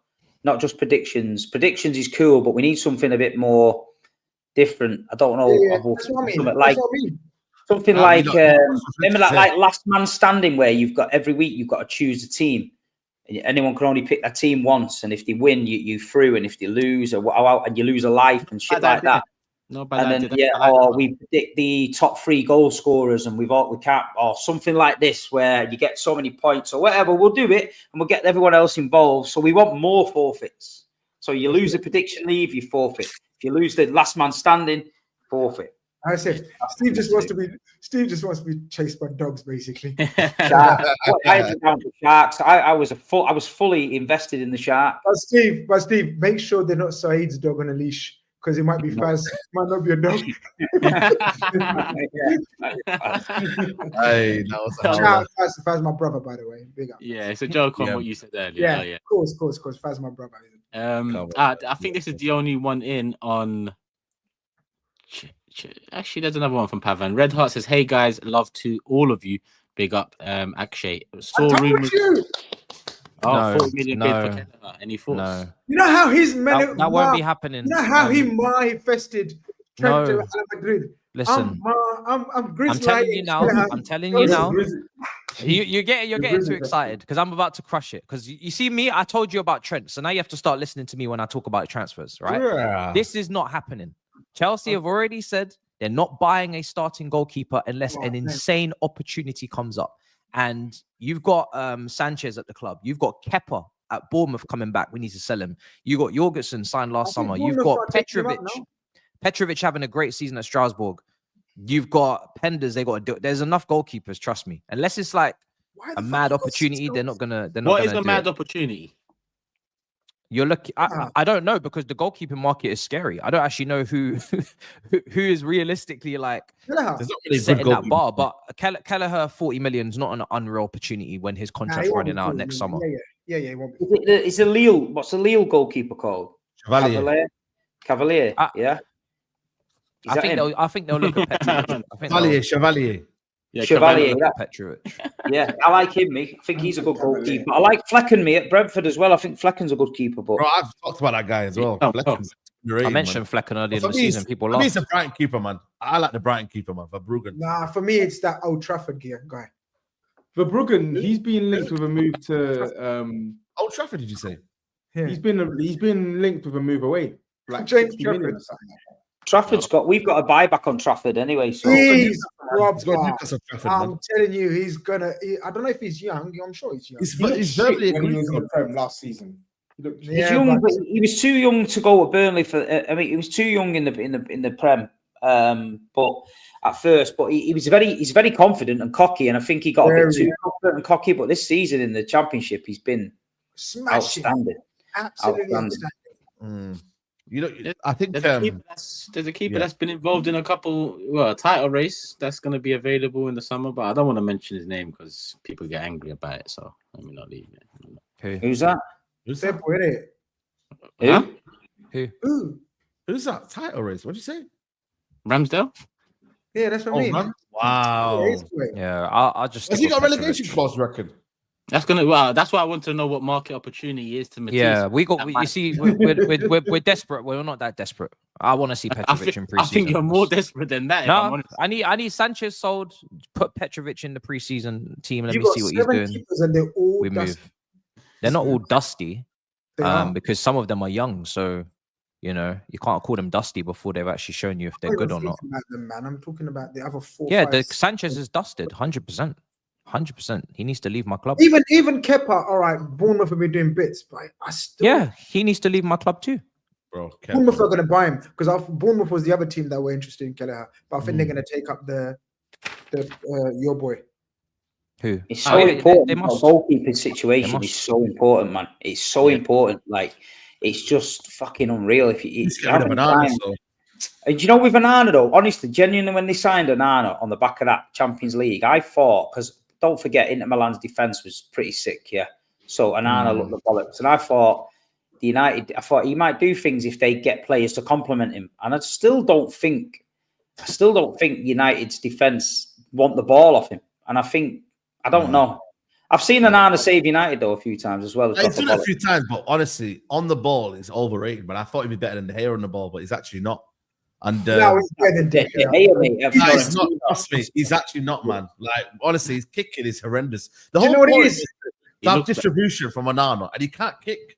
Like, there was a graph where he just puts the ball out long to the left hand side, and it goes out every time. It's like, come on. Why is he so animated though in everything he does? Like, because he's got fucking Maguire in front of him. He's shitting himself. Everything he does, everything he does is a movie. We need to get another one, but will it be priority? I don't think so. I don't know if Amram will look at it. You know, I need a new goal. I think you can't. I don't think United's transfer budget's going to be slim, and I think that's what I'm saying. Keeping Onana's going to be kept. Yeah. Yeah, it's going to be tough, man. But it's goalkeeper wise around the world, it's just mad, isn't it? At the minute, it's mad. It's like strikers, man. It's like strikers at the minute. You know, people look at that. So do you not know about this? Do you not know? Because I don't know. But obviously, we was linked to that Juan. I don't know how to say his name. Garcia, the keeper, the young keeper, last summer. It looks like we're going to get it done this summer, or we want to get it done. 25 mil. Have any of you heard of him or know of him? Like, no. Okay. Who's he play for? One of these Spanish teams, yeah. I heard there was a few rumors of United. I don't know if I don't know who it is, man. So you know when you're like 20 years, 20 years into the FM save. Espanol. When you're like 20 years deep into the FM save, man, I'll be honest, these names are not hitting. They're not hitting at all. No. We've got that Mamadashvili coming as well. So we've got Alisson, who everyone thought is finished, getting injuries, and then he's come back storming hard, like proper good again. But then obviously the injury situation, he keeps getting injured for about a third of the season, every season, by the way. But we got this keeper that we've paid big bucks for, secured him last season to keep him at the hands of the likes of Bayern Munich, City, all circling around this keeper. And then we've got Kelleher, who's available. He's leaving. And then we got Jaros, who won the Austrian league as the other reserve keeper, who's a proper solid keeper. So it's mad. Mamadashvili ain't coming to sit on the bench, but I think he's going to have to learn the trade for a season. Yeah, I think. I think City might go for a keeper because Edison and Ortega are going to be. Ortega's not going to stay. He's going to go somewhere definitely, and then it's whether Edison they think he can get another year out of him or whatever. But City, but we got some good young keepers. That Spike Brits, his England youth, that True Grant. We've loaned him out to someone. He's good, but Trafford could come back, sell him, buy back clause from Burnley. But I don't know. Trafford's one to keep an eye on, guys. I know. I think Newcastle verbally agreed last summer that he would be coming to Newcastle. So I think they've got that one. ITK, yeah, okay. Right, I'm not saying ITK. Brother, I ain't in that bag, bro. That's not my bag, bro. That's maybe, you know what I mean? Oh, you said it now? Nah, it's not. I just what I've heard in it. So, you know what? I think Ramsdale's going to join Chelsea or United this summer. Remember I said that. What the fuck? Brother, why are you trying to put listen, allow that guy, man. Just remember I said that. That's all I'm going to say. All right, cool. There was one more here from Pavan. Big up Pavan. I'm good, and I hope you guys are too. Staying up at 2:40 in the morning to watch the best show on YouTube. So excited to sign Berta and Chelsea 0, Spurs 0. Happy birthday. Nah, it won't be 0-0. Well, we will be there. And make sure you're there, people. Thursday night, there's no show. There's the mob. So we're covering Chelsea, Tottenham, and then Friday, 1 p.m. ish, 1 p.m. slightly after 1 p.m. we will be live for the main show, Game Week 30 review, Game Week 31 preview. It's an early one, but with Chelsea Tottenham on Thursday, we've got to do what we've got to do, people. So literally Thursday night, Friday afternoon, back to back, mob big six. Friday afternoon. Yeah, that's mad. Oh. I know. Okay, why not? Yeah, rather than wait Friday night, and yeah, we'll talk. We'll talk. Is that all right for you? Yeah, man. Yeah, everyone's good. 1 p.m. Friday, people. We used to do you remember we used to do lunchtime streams in COVID? Was it in COVID times? Yeah, we used to mix it up. We weren't doing anything, we used to proper mix it out, proper like. I remember the glory days. The glory days. Wild days, on the lunch breaks and that, they'll be able to watch it. Now we're tired of each other's faces every week, twice a week, for fuck's sake. I love Toby's face. Always smiling, always cheery, always happy. We're gonna need some podcast cancelling, you know. Maybe that's a piece of content, man. Maybe we need some podcast cancelling and get a canceller and talk to each one of us, find out who our biggest problems with. Mate, you know what? Let me write that down as well. But prediction. SAEED, which one was we? Chelsea Tottenham. Yeah. Chelsea Tottenham, Chelsea to win 2-0. Chelsea. Palmer might not be back. Bro. Matisse don't give nothing away, man. Matisse is like he said, bro. Chelsea, I don't know nothing. 2-0, man. 2-1 Chelsea. TOBS. Yeah, I'm going to go Chelsea as well. Pussy. 2-1 Chelsea. Steve? Same, 2-1 Chelsea. GRIZZ? 2-1 Chelsea. Wow. And Matisse, a chance for you to claw something back? 3-2 Chelsea. 3. You really expected a blockbuster here. Say no more. 3-2 is this super chat on the subject. Kind of. Adar says we've come a long way from Mignolet, Karius, Adrian. Question for the panel: if your team fails to get their target striker, would you be happy with Delap? Big up always. I gotta separate the two.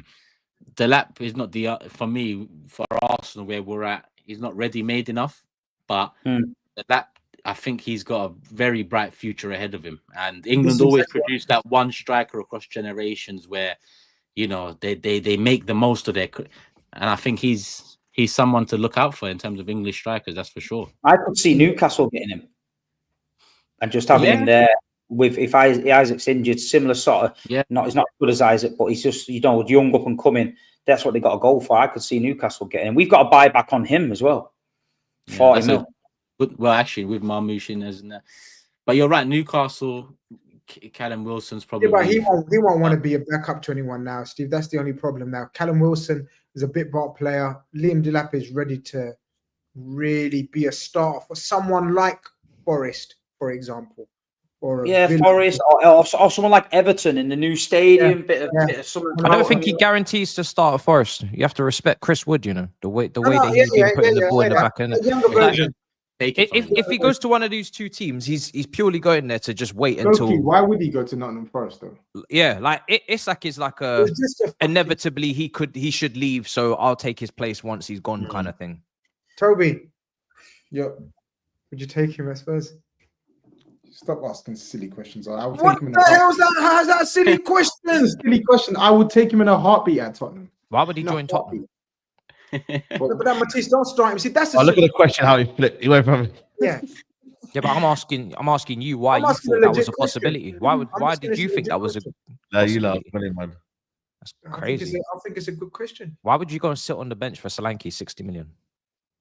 I think City should just buy him back for 40, keep him for a season, and sell him for 60. That is criminal. No. Steve's always thinking money. What kind of criminal? What kind of criminal shit is money? We did it with Angelino. I think we bought Angelino back because we had a buyback on him and just for that money. I think James Trafford's the same.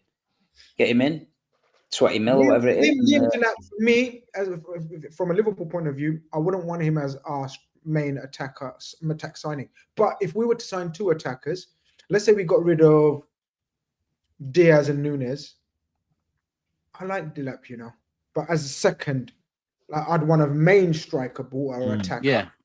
And then Liam Delap as a up-and-coming young one to keep an eye on. I'm going to tell you the player now as well, who's the most overrated player in the fucking league by a mile. Yeah, and I nearly said it weeks ago, but I'm letting it stew. Give us a clue. He plays for Bournemouth. What, Semenyo?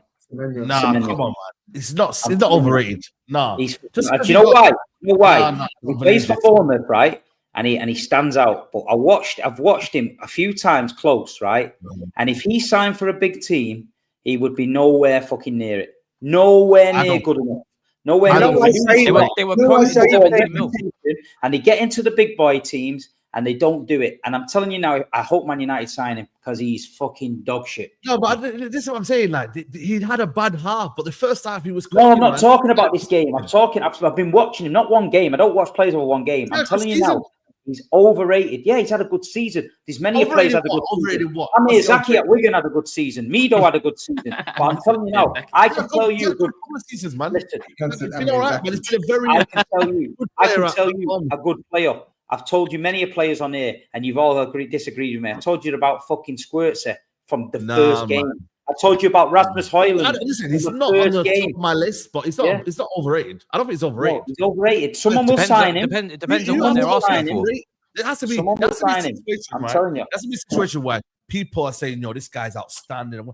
People should look at Semenyo and be like, "You know what? He's decent. He's direct." I think Semenyo's good. I don't think he's amazing. But I think he's a good player. Come on, man. Like, it's like, come on. GRIZZ said he was the next Sadio Mane, so there's a big difference of opinion here. I'm telling you now. What did I say? Don't shake your head. Don't shake your head. You said Sadio Mane vibes he's giving me, and I said I don't know about that. Hold on. What does that mean? How does that mean? Sadio Mane? I said there's elements of his game that remind me, just elements. Yeah? The way he shoots right out of the blue, and I could explain, but you're not in the mood of explaining. I can tell. So go run. No big team signing him. I'm telling you now. He would improve a couple of big teams, to be honest. Yeah, player. You'll see. He could improve a lot of teams. I just wanted to tell you the barometers, so when next season happens, we know what we're working with. I actually think Kluivert's overrated, if I'm honest with you. He is overrated. He is. So do I. Yeah. So you know what, man? I don't know, man. I think we're doing a bit. There was parts of the season where Bournemouth were cooking, yeah, and Semenyo was a big reason for that. Him, Kluivert was playing well. You got Gyökeres. They're a good team, man. So listen, a lot of teams in this kind of division, maybe not City because you've got wingers. But he'd improve Arsenal. He'd add to Arsenal. No. He'd add to. He's better than some of Man City's wingers. He's better than Martinelli, man. He's not. He's better than some of Man City's wingers. He's better than Doku. No, he's not. You don't say Doku, bro. Why is Doku better than him? Tell me. He's not better than Doku. Listen, I don't know what you're drinking there, but you need to put it down. What's Doku showing you, bro? What is Doku showing you? Better than Doku? Yeah, exactly. Yeah. Say again. Tell me why he's not better, or better yet, tell me why Doku's better than him. So what can Semenyo do that Jeremy Doku can't do? Score goals better than Doku. Yeah. He can score goals. He's a better. But okay, then here's the fact that how the Bournemouth play totally different football to us. Yeah, they're encouraged to get the ball to the wingers. The wingers encouraged to cut inside and shoot. When you play for Manchester City, Jeremy Doku is encouraged to get the ball, get to the byline, cut back, and pass it back. By the way, everybody in the world knows that Jeremy Doku is a better player. You've seen Jeremy Doku, what he does. You've seen all the rival defenders like Saliba and Gabriel turn around and say, who's the most hardest player they played against? Jeremy Doku. People saying Jeremy Doku. Doku will be there. Semenyo is a one-season wonder. Let me tell you this. He's a one-season wonder. No one's going to buy him, mate. If we put Jeremy Doku up for sale tomorrow, people will be after him. Semenyo, we might take a gamble, but nah. Of course, he's gonna be after him because Doku's a good player as well. But Doku. He frustrates because the end product is lacking. He does frustrate, but the system is in. We know that. But you've seen Jeremy Doku do outstanding things. Semenyo, I'm telling you now, in my opinion, I'm telling you. Semenyo's rise though came from Bristol City, right? I told you about Donny van der Beek on here, and you fucking slagged me off and said he was better than Gundogan. and shit like that. So your track record, you do track record of players on here, especially you in the top right. No, you got to remember, people I may have been who's like really truly like people have said, you know what? Like Semenya's been doing this thing. He came from Bristol City, bro. He's worked up his trade. He's in the Premier League. And he's a good Premier League winger. And he's had a good season. I've said that. But what I'm telling you is, forget the hype. You get too gassed up. You're like a kid. Who's hyping him up? You say he's overrated. Right? So your opinion, you're saying he's a good player. He's overrated. But I'm not allowed to say he's a bad player. That's what you're saying. No, but you made a statement. I've not said anything. Right?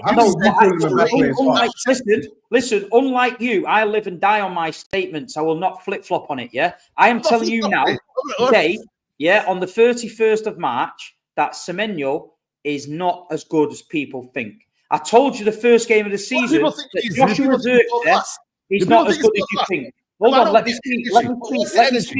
speak. And then I did tell you that Haaland would not get 20 goals in any of his seasons. I told you that, and I've been pretty right. So my track record on looking at players is quite good. Yours is not. So there's a comment there. Who rates him highly for him to be overrated? That's what I don't get. Well, if you're hearing 70 million quoted asking price, that's the media. That's the media, man. That's crazy. He's not worth 40 million. I had 40 million. Listen, Steve. I get why you think he is overrated because some people go overboard, but he's shown he's had a good season, Tobet. He has had a good season, and he had a little purple patch, and people were thinking, but even in that purple patch, I was watching him thinking, but most of the game, some of the game, he goes missing. I've seen people put it on him, good fullbacks put it on him, and then I was like, I watched him then at first hand on that side the other day, and I'm thinking, he's not all that, man. He should be going up against these players and that, but I just got this feeling that no one's going to take him. I don't think anyone buys him. I think he stays at Bournemouth. But then that's for him to sort of like make that next step up and iron out the inconsistencies, because he played against us. I remember it. They were bopping us off the park for 60, 70 minutes at our ground, and he was terrible. He was absolutely terrible. I'm not saying he plays well every week, but for me, he's got qualities.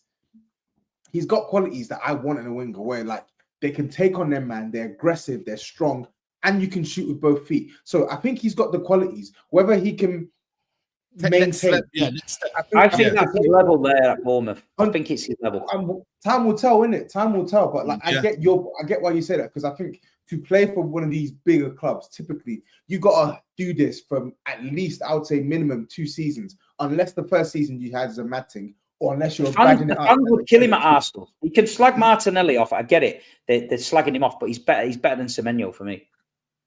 Yeah, Martinelli and Semenyo, there's not much between them, in my opinion. Not much, exactly, man. Martinelli's peak, obviously, is something we haven't seen yet. He's been underperforming. I'm just throwing it. I like to throw these in there so that the chat can remind me about it when he scores hat-trick against City and shit.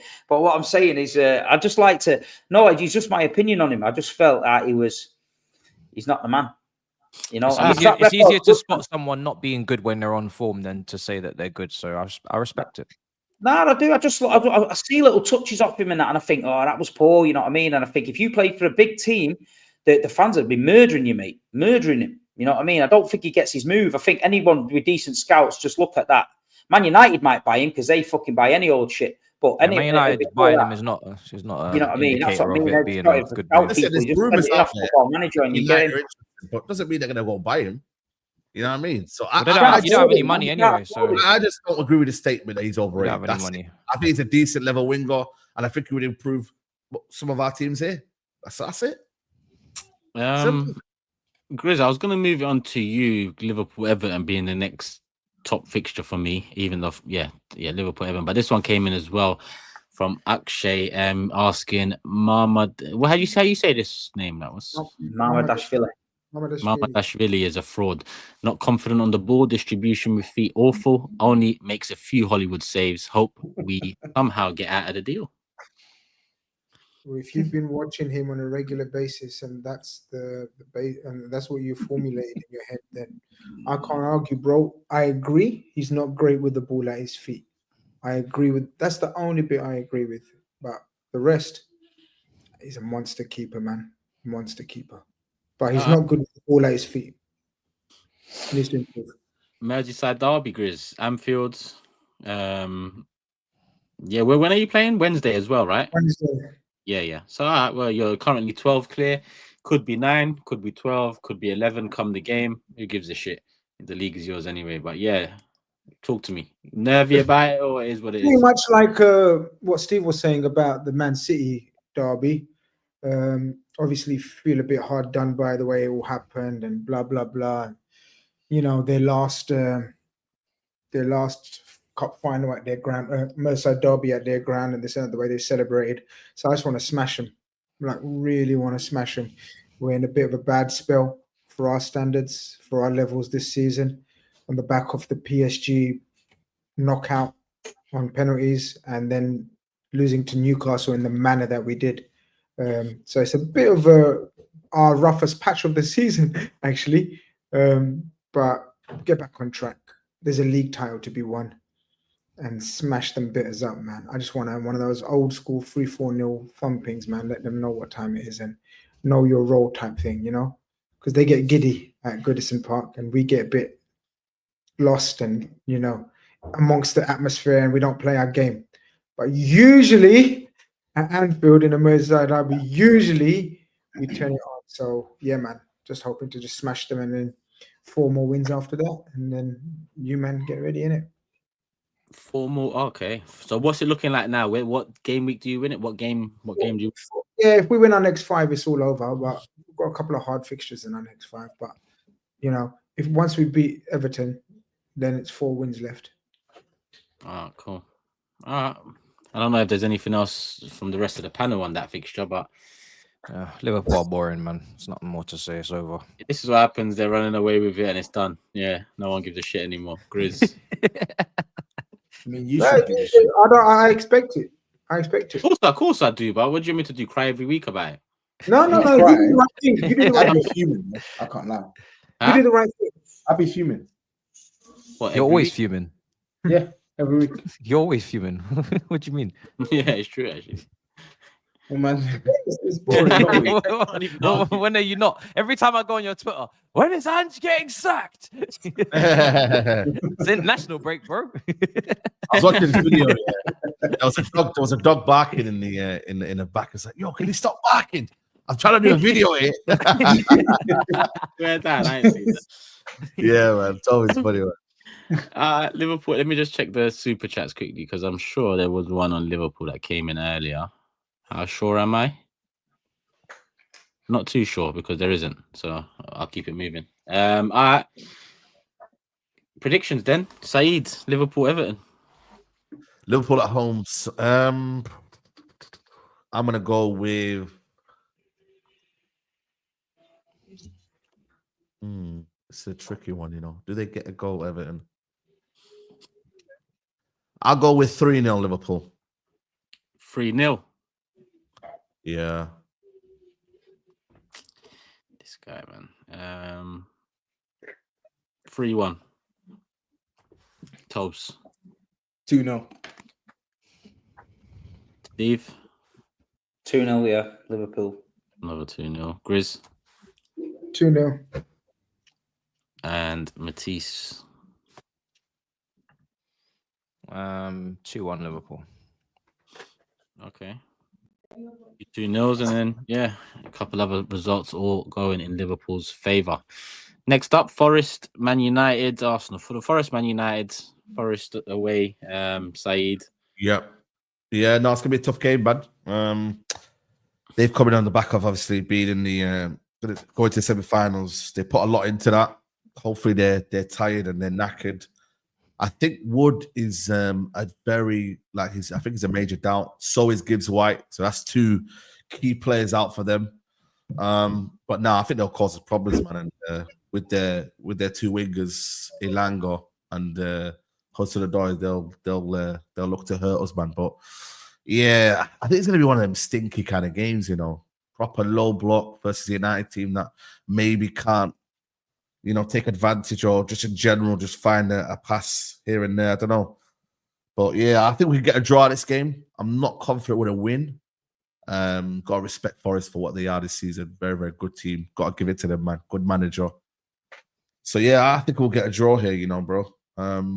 Where's it? Where's the state? Where is it? It's at the Forest ground. Why are they low blocking against you? You should be low blocking it against I don't know. I just feel like for me, it's like listen, they might not, but I just got a feeling. If I was Forest, I'd be going fucking. Let's have a party here. This is an opportunity to put some fucking aggregate on. I hear it. Let's put the score up. I hear it, but I feel like because I can see what Nuno would. He'll just be like, you know what? Let's take a point here and then just a point. What? Yeah, they're going for Champions League football. What are they taking a point against you lot for? Maybe I don't know. Listen, this is the way I kind of see it anyway. I think they'll just play a low block and then they'll try and nick it, but I think we'll get a draw. That's my look at the game is that I think we'll do enough to get a draw. You know, I don't think we're gonna lose, but yeah, I think we'll do enough to get a draw. A couple of players are back. Mason Mount's back. Aiden Heather's injury is not as serious. I think Maguire's back. A couple of players starting to get back. Whether that helps us a lot, I don't know. But yeah, for us in the Premier League, it's kind of a dead one. I can't lie. We're not going to get anywhere. Probably 11th, 12th, if that. I think Bournemouth are about 7 points ahead of us. Wow. Yeah, so the Premier League's pretty dead, man. I can't lie to you. We're just here for vibes, man. I just don't want to get beat. You get me? Or, like I said, on a Sunday, it's a different one because it's a derby and a bit more up for it. But majority of the games, it's a case of just not getting embarrassed. The Europa League's what we're looking at, man. That's it for us, man. Premier League's just, try and do something. Try and get a point here and there if you can. Everything you've said, I'd flip it and say Almerim, low block. Almerim, try not to get beat, take a point. Almerim, Forest are in form. Who's Almerim? Whatever your manager's name is, you know what I'm saying? He changed his whole name. That's how he gets his name back when he starts performing, isn't it? This is how I see it. I just don't see why Forest would not they've have done that confidence. season. I've watched their games against good teams. Going for it. They should go against for Liverpool. Yeah, it's a stinky low block. Listen. They could be wrong. They could go for it. They've had an FA Cup game as well. They might be a bit tired. They'll be like, you know what? Not much energy here. Let's just sit back in. They're not going to break us down, and we'll take a point. This has the makings of the stinker of the weekend or week. Yeah, that's what I said. This is going to be one. Yeah, that's what I said. Yeah, it's not going to be a pretty watch. But I actually agree with Saeed. I think it will probably end the draw as well. Yeah, that's what I'm saying. Let's do predictions. Let's get predictions. Yeah. 1-1. 1-1. 1-1. All right, so this is an opportunity. Let me go 2-1 Forest. TOBS. I'm gonna go 1-1 as well. 1-1. Steve. 2-0 Forest. 2-0. GRIZZ. 1-1. Matisse. 2-0 Forest. Okay, so 3 draws and 3 Forest wins predicted. All draws 1-1. Saying no super chats on Man United. So I might just keep it moving into the Arsenal section where there's a few super chats. I'll get them in first. Guna San said, big up lads, Turkish. I've seen your take on Berta. I'm wondering what the rest of the panel thinks of him being Arsenal's new sporting director. And that would have been the first question anyway. What do you think of the appointment? Do you think anything? Is it something you thought about? Is it something of interest? I think it's one of those ones where you have to wait and see what he does in your club, because I'm seeing a lot of your fans get giddy and whatnot. Oh, he did this at Atletico, and I understand it. He did bring in some big names at Atletico, but he also spunked money on some players that didn't perform at Atletico. Like, in the end of the day, you just got to see how these sporting directors land at your club before you can really hang your hat on them. I did watch your video as well, and if you look at the names that you were linked with, yes, I think you can be fairly positive about being able to get this one over the line. Someone who's actually brought in players for a manager who's gone on to win big trophies over the last couple of years, as opposed to rookies like Brzezinski and them, man. So yeah. Yeah. Well, I've seen your link to Gyökeres, isn't it? Literally, yeah. Pretty. But yeah, honestly, man said like strong interest. This is the thing. Ornstein used to just drop he's the bombers, but now he's trying to like do what the build-up play, and it's like leave Romano to do all that, man. You don't do that. You know what I mean? Usually you just used to lump it forward. Matisse, was you on the overlap with me when he was on Ornstein? Nah, I've only been on once, and then I didn't go back. He's the most boring fucking dude I've ever fucking seen in a room in my life. He loves the sound of his own fucking voice as well. And you know, when you just, my ass was square sat on that concrete block. And I thought, yeah, he's going to shut up in a minute. I can go and get a drink and have a piss. And the guy just carried on waffle. I'm thinking, shut the fuck up, mate. No one gives a shit, man. No, real talk, man. Story time with Steve. That needs to be a segment on the show. Funny. Big up, John. Turkish, if this board, even with Berta, allows Saliba, Gabriel, Rice, Odegaard, Saka to win nothing by not getting a ready-made striker and left winger, then never forgiving this club. Well, you would have been through something that I've been through twice in the Emirates era already, so I kind of understand the sentiment behind that. Nishant says, respect to the academies for making these big spending clubs look internally now. Ranieri, Skelly, Bradley, Mainu, Riley, they all look exciting too, or look exciting too. Yeah, there is a lot of leaning on academies recently. Has anyone seen Emil Heskey's son, the winger? I saw a video. Oh, I seen him. You know. Regan Heskey, fucking hell, man. He looks a machine, man. He looks a machine. He's got his other son, Jaden. He's mad. He's a striker as well. I don't know if he will quite get the level, but the winger one, Regan, fuck me, man. He's a good player, man. Yeah, I've been seeing the.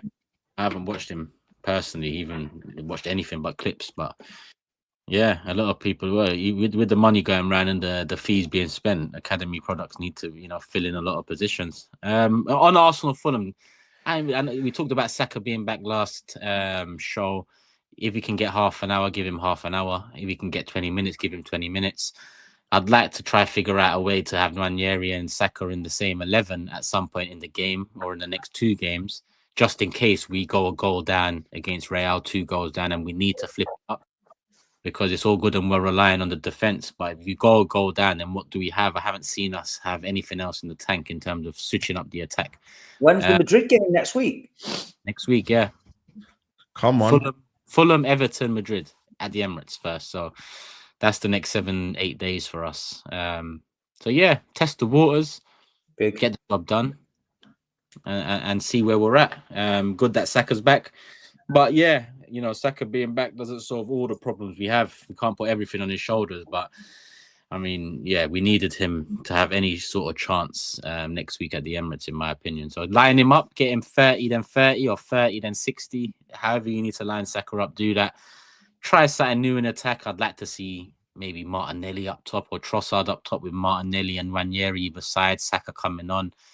Just mix it up a little. We know Marino up top. We know what he brings, what he can do in terms of the impact, crosses into the box, physicality. But against Real, like I said, you need something else to be able to threaten them, in my opinion. So find that. Fulham, Everton, and let's see where we're at. But yeah, I ain't got much more to say. Berta, happy with that. I'm going live on my channel after this, so if there's any Arsenal fans that are still up or want to hear more of my opinion on the Gyökeres stuff and all that, then yeah, join the live after. But aside from that, predictions? Yeah. Go 2-0 Arsenal. Saeed's gone 2-0. Okay. I'm going to go 2. That's my result as well. I'm going 2-1. So you're going 2-0, yeah? I'm going 2-0, yeah. I think you keep a clean sheet. All right, cool. Steve? 3-0 Arsenal. 3-0. GRIZZ? 3-0. Another 3-0. And Matisse? Fuck.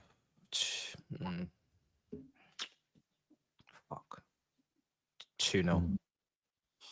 All clean sheets. I just thought a few Arsenal boys back. They'd have something more to fight for. Emil Smith-Rowe, Obi. That's why I said 1 goal to Fulham. But yeah, I hear it. Let me run through the super chats and the member comments I have left, which are 6 on the board. Riku says, big up, lads. In all of your years supporting your clubs, what was the most depressed you've ever felt? Could be a result, transfer, anything else. Champions League final for me. Depressed. For me, it was that run of games where we kept losing, the injuries ravaged season, and no crowds on top of that as well. That was mad. Proper depressing. You must have been more depressed than that, Grizz. No, that was very depressing. You know why? Because we should have won the league that year if everyone stayed fit. We were a fantastic team. We were the best team in Europe that season before, and then everyone died. Well, someone mentioned the Gerrard slip. I would say that's clear. Sorry, take it all back. You know, I would say actually, there's too many. There's too many dark. Yeah, you'll be here all day. Sorry. Let's move on. Skip past you. That question wasn't. That question not for you. Yeah, man. Man was depressed last week. It was international break. Man said pass. Me and Paul's are the same, man. We're just continually depressed, man. We're just, yeah, man. I would say relegation, league one. That's it, innit? Fucking, I don't get lower than that. How low can you go, base? How low can you go? Not gonna lie, the takeover was bad, man. We found out takeover was gonna happen, but I'd say probably Roman going. Selling was bad, but I'd say probably Man United in the final because losing on penalties is disgusting. Oh yeah. That was primary school year 6 the next day. There, Man United fans everywhere. Long, and that was before your first one, isn't it?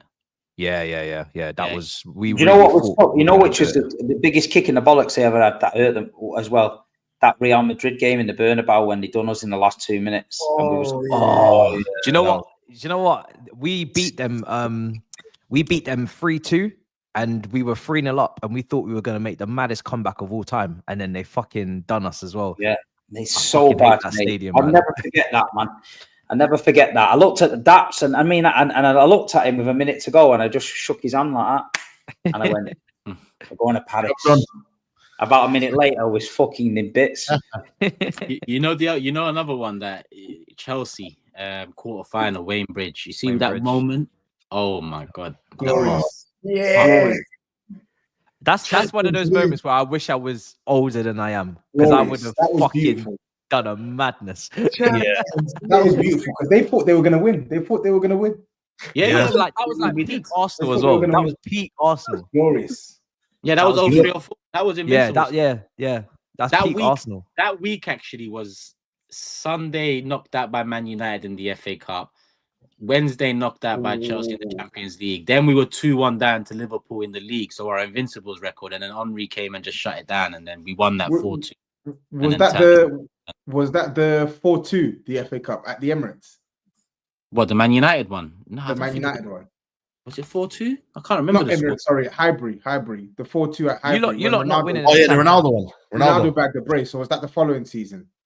I think that was the following season. 03 or 4 Ronaldo. It can't have been the following season because you won the FA Cup the following season. Yeah, it was 03. It was 03. You jammed it off United that in the final. They United should have beat you. That one there would be the honestly, I've never seen a battering without scoring generally. Honestly, that game there. It's I tell you what's depressing, man. It's got to be the Aguero moment, man. Because I remember, we'd beaten Sunderland.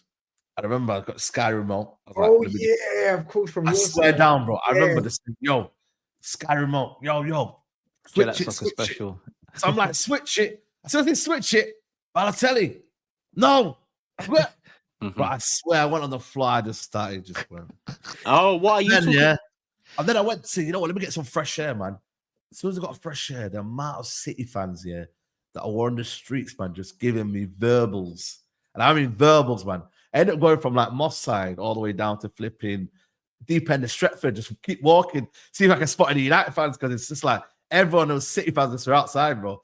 That's got to be the worst moment. And then obviously we ended up getting Van Persie winning it again. But that right there, I'm not even lying to you, man. That was depressing, bro. Oh, sorry. Bro, we just had it. We had it there. We're winning it. But it was never in your hands. That's the thing, innit? Yeah, bro. Celebrating, and they just. Oh man, I never forget QPR, man. QPR that day. Chelsea Barca semi-final. I got a part there as well. Man City that day. I couldn't believe it. I normally do a 10-game ACCA, or better yet, when I was at uni.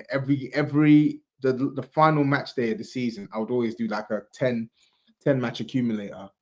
And that was I couldn't believe of all the results I got right.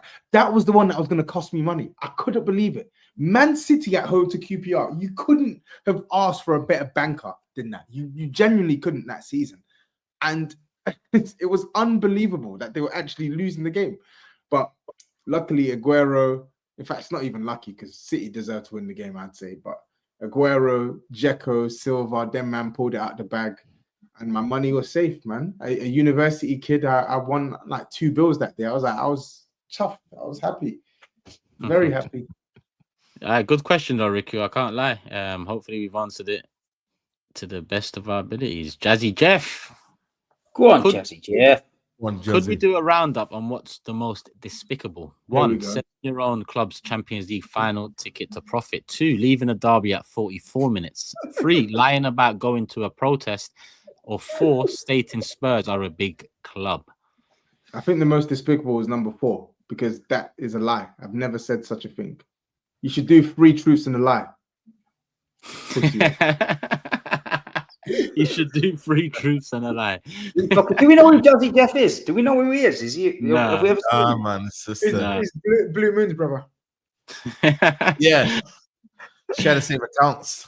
Troy, big up though, Jazzy Jeff. Troy says Big 6 league winner needs a prize. There is a prize, 5 bills. Every winner there's £500 cash prize. So where was my money?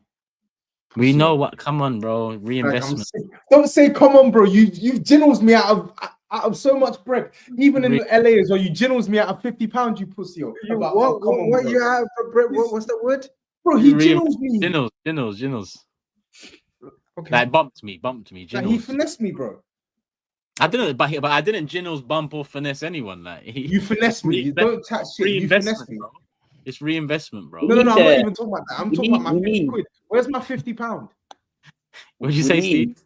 We need a Big 6 live in London. We need to meet these people. I need to see Jazzy Jeff, and we need to meet Blue Moon. Needs to come. We need to have the big event. They could have come to back your chat to meet you, but some of them were clearly too scared. You know they're going to get filled in them entries. If we're in they had their chance. They had their chance. That Blue Moon, yeah, he's literally said he lives in my ends. I have not seen him. So Blue Moon, you say you see me around down here, my side, I'm not seeing you, bro, man. And I know everybody. I know everybody around here. So Blue Moon, I don't know, man. You need to.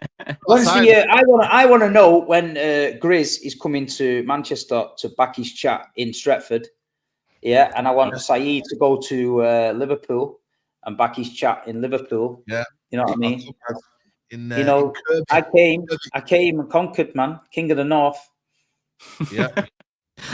Honestly, that performance there from you was probably like Hall of Fame, right? Like genuine, like the way you just. Like, some guy said, you cooked them. Some guy said to me, "You're very aggressive and you kept shouting a lot." I went, "Mate, I'm in London on my own. I've got my son with me and a young Man City fan that turned up with his dad." I said, against loads of these people, I said, it's quite intimidating. I'm not going to sit there and be quiet. I had to go full fucking madness on it. Yeah, but you lot are right. If you next back your chat, show up. Jazzy Jeff, where you from though? I'm interested because I don't actually know where you're. He's from Netherlands. He's a pussy, bro. He's not real. He's from Netherlands. I from Netherlands. I think it's about time though we had a big event in London. It's got to be London because I think most of the fans are down there. But all these people over the years that have been talking the talk and bigging it up in the chat, and I'm going to do this, and you're this, and you're that. Come out and support the lads. All 6 of us will be there. We'll have a meet and greet. We'll get some biryani on the go. You know what I mean? Yeah. And we'll just thrash it out in a big room. And that's the way it rolls. We'll have a big live event. Ask as many questions as you want, as many pictures as you want, and just have the crack. I feel like we need to do it, man. I feel like we've got to take it up another notch and get something organised. Yeah. We'll get a band on. We'll get some tunes on. We'll just, whatever you want to do, we'll just roll with it.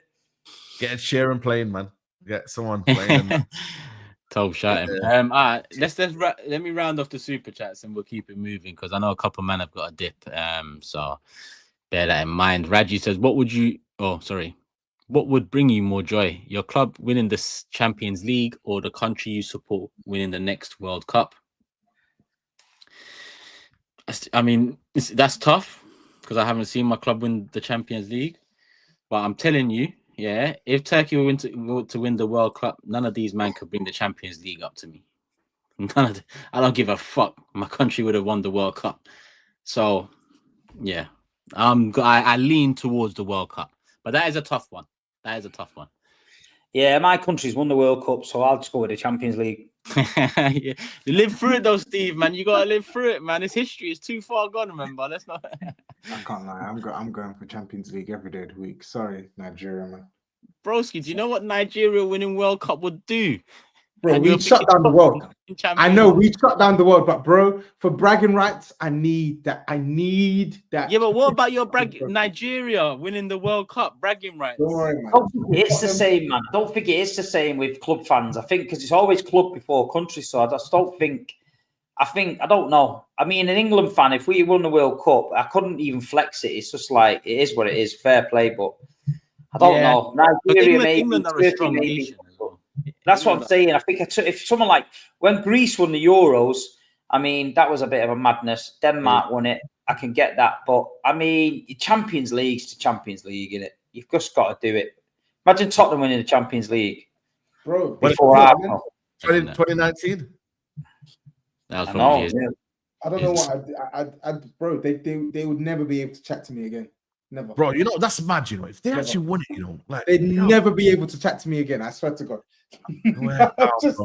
I'll just do. Just remember when Chelsea won it under two? When they won it under two cool. You say anything to a Chelsea fan, and they just respond with the Champions League trophy.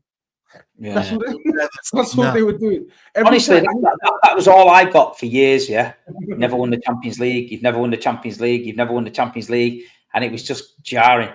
And then when we finally done it and done the treble, I'm not allowed to talk about it anymore. Not allowed to mention the treble. Not allowed to mention 4 in a row. Can't mention the Champions League. People are bored of it. But I got it rammed down my throat every fucking week. Right. Let's not go back there. Yep.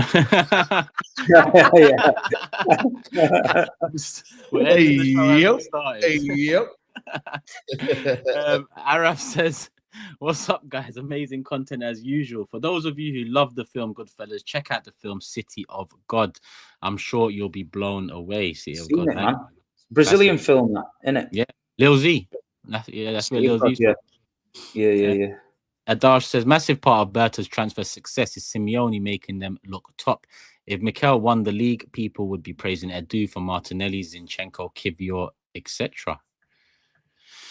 Brother Teresa says, football's gone mad. A few years ago, no one spoke about CEOs, sporting directors, etc. Now fans are getting gassed off new board members in their clubs. What is going on?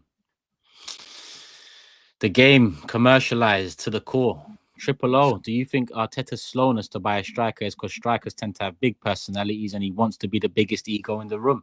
I think it plays a part, not just for that position, but in the recruitment process in general. Wow. I think it plays a part. That whole right profile stuff and right character, part of that is, not to step out your box too much. Now, Pep used to do that, but Pep hit the ground running as a manager. He was styling on people. So when he could, move like that with like Zlatan. Zlatan talks about he came in, he was told not to drive his fancy cars, for example. That's Pep doing that. Whereas Arteta learned from that, but you're not that, and you haven't got the trophies and style of football to kind of get away with that being a reason. But we'll see. We'll see. Kieran, what is the most delusional comment you have seen from a rival fan on each of your teams this season? Focus on the caps. That's my mate, Kieran. Focus on the caps. Yeah, today's on midday live. The league's done anyway, so let's focus on the cups. That's the most delusional comment I've heard from. Oh, he even said rival fan. I'm saying my own fan base. That's the most delusional comment I've heard from my own fan base. Focus on the caps. From a Liverpool point of view, and big up Kieran, he's a Liverpool fan. He's a good mate of mine. From a Liverpool point of view, it's like it was game week 20 or something, and we ain't played anyone yet. Liverpool ain't played anyone yet. From a City point of view, it's you need to get rid of Guardiola. He's finished. Oh yeah, I see that one. Yeah, I see that one. All right, cool. Next up, Triple O again. Do you think Gyökeres will do well in the Premier League, or should we have kept Berif, who now has 12 goals in 10 games from Monaco and gone? I mean, this can't be a serious question. I think there's two separate entities. One's a striker that's been banging for years, and one's a striker that's just kind of come up in terms of making some noise. Yeah, ideally you'd want both styles, one that's been banging and one that's coming up banging, and then you've got a perfect the perfect depth for your striker position. Dennis, nice idea for the big fan chat, but ain't it harsh for 44-minute Toby Chickenhead to get spanked all day? Super chat's harsh in itself. Troy says, sorry, I just want to say that's not true, because when we did the backyard chat and then Maddison versus Odegaard, when you were in a title race, I flogged every single Arsenal fan that day. Every single Arsenal fan.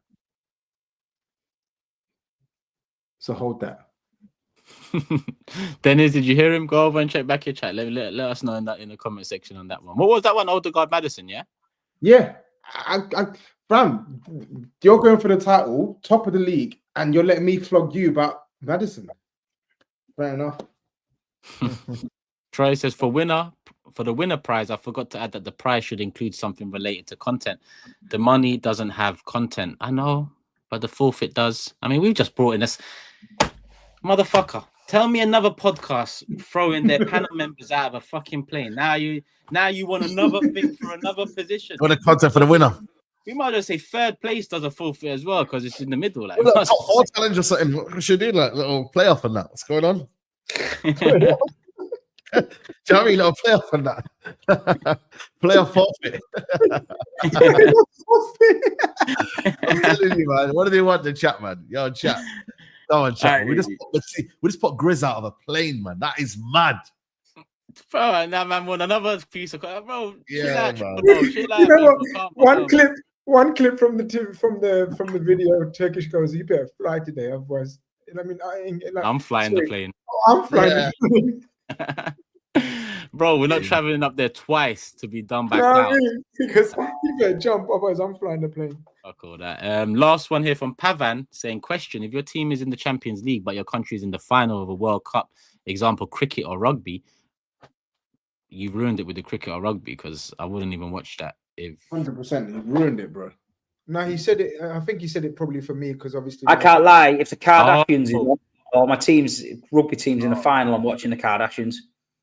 No, but I think he means like if Liverpool have won so many Champions Leagues, but so you definitely want actually I don't know how many cricket fucking trophies. I don't know what you call it. A couple of World Cups as well. So but yeah, well, one actually, but or different formats. But yeah, I'd still watch Liverpool. Big up Pakistan and the cricket, but I went off the Pakistani cricket when we turned shit basically. This one, you know, my friend said to me, like, Pakistan cricket is like the Tottenham basic version. Like, no. Whoever fuck slapping. No, bro. All my Pakistani friends. We've won the World Cup in every format. Nothing like Spurs. I heard you about our bottlers, bro. Yeah, but that's not Spurs, is it? I'm telling you. But Spurs have it's not. It's nothing to do. I got all my Indian friends that tell me that as well. Like, there's a rivalry going on. I heard from the Indian man that were telling me Pakistan are the bottlers. Look how he's just switched up the debate. I mean, no, but I hear it, bro. I live in the Asian ends. No, shit. You hear shit. That's the problem. Can you move out your ends? Move from them ends. No arguing, man. That's why you don't be watching it. Now I know you don't be watching it. Kyle, by the way, sorry, the Scotland one. I mean, we're testing the waters with different areas and whatnot. So eventually, hopefully, I can say we will.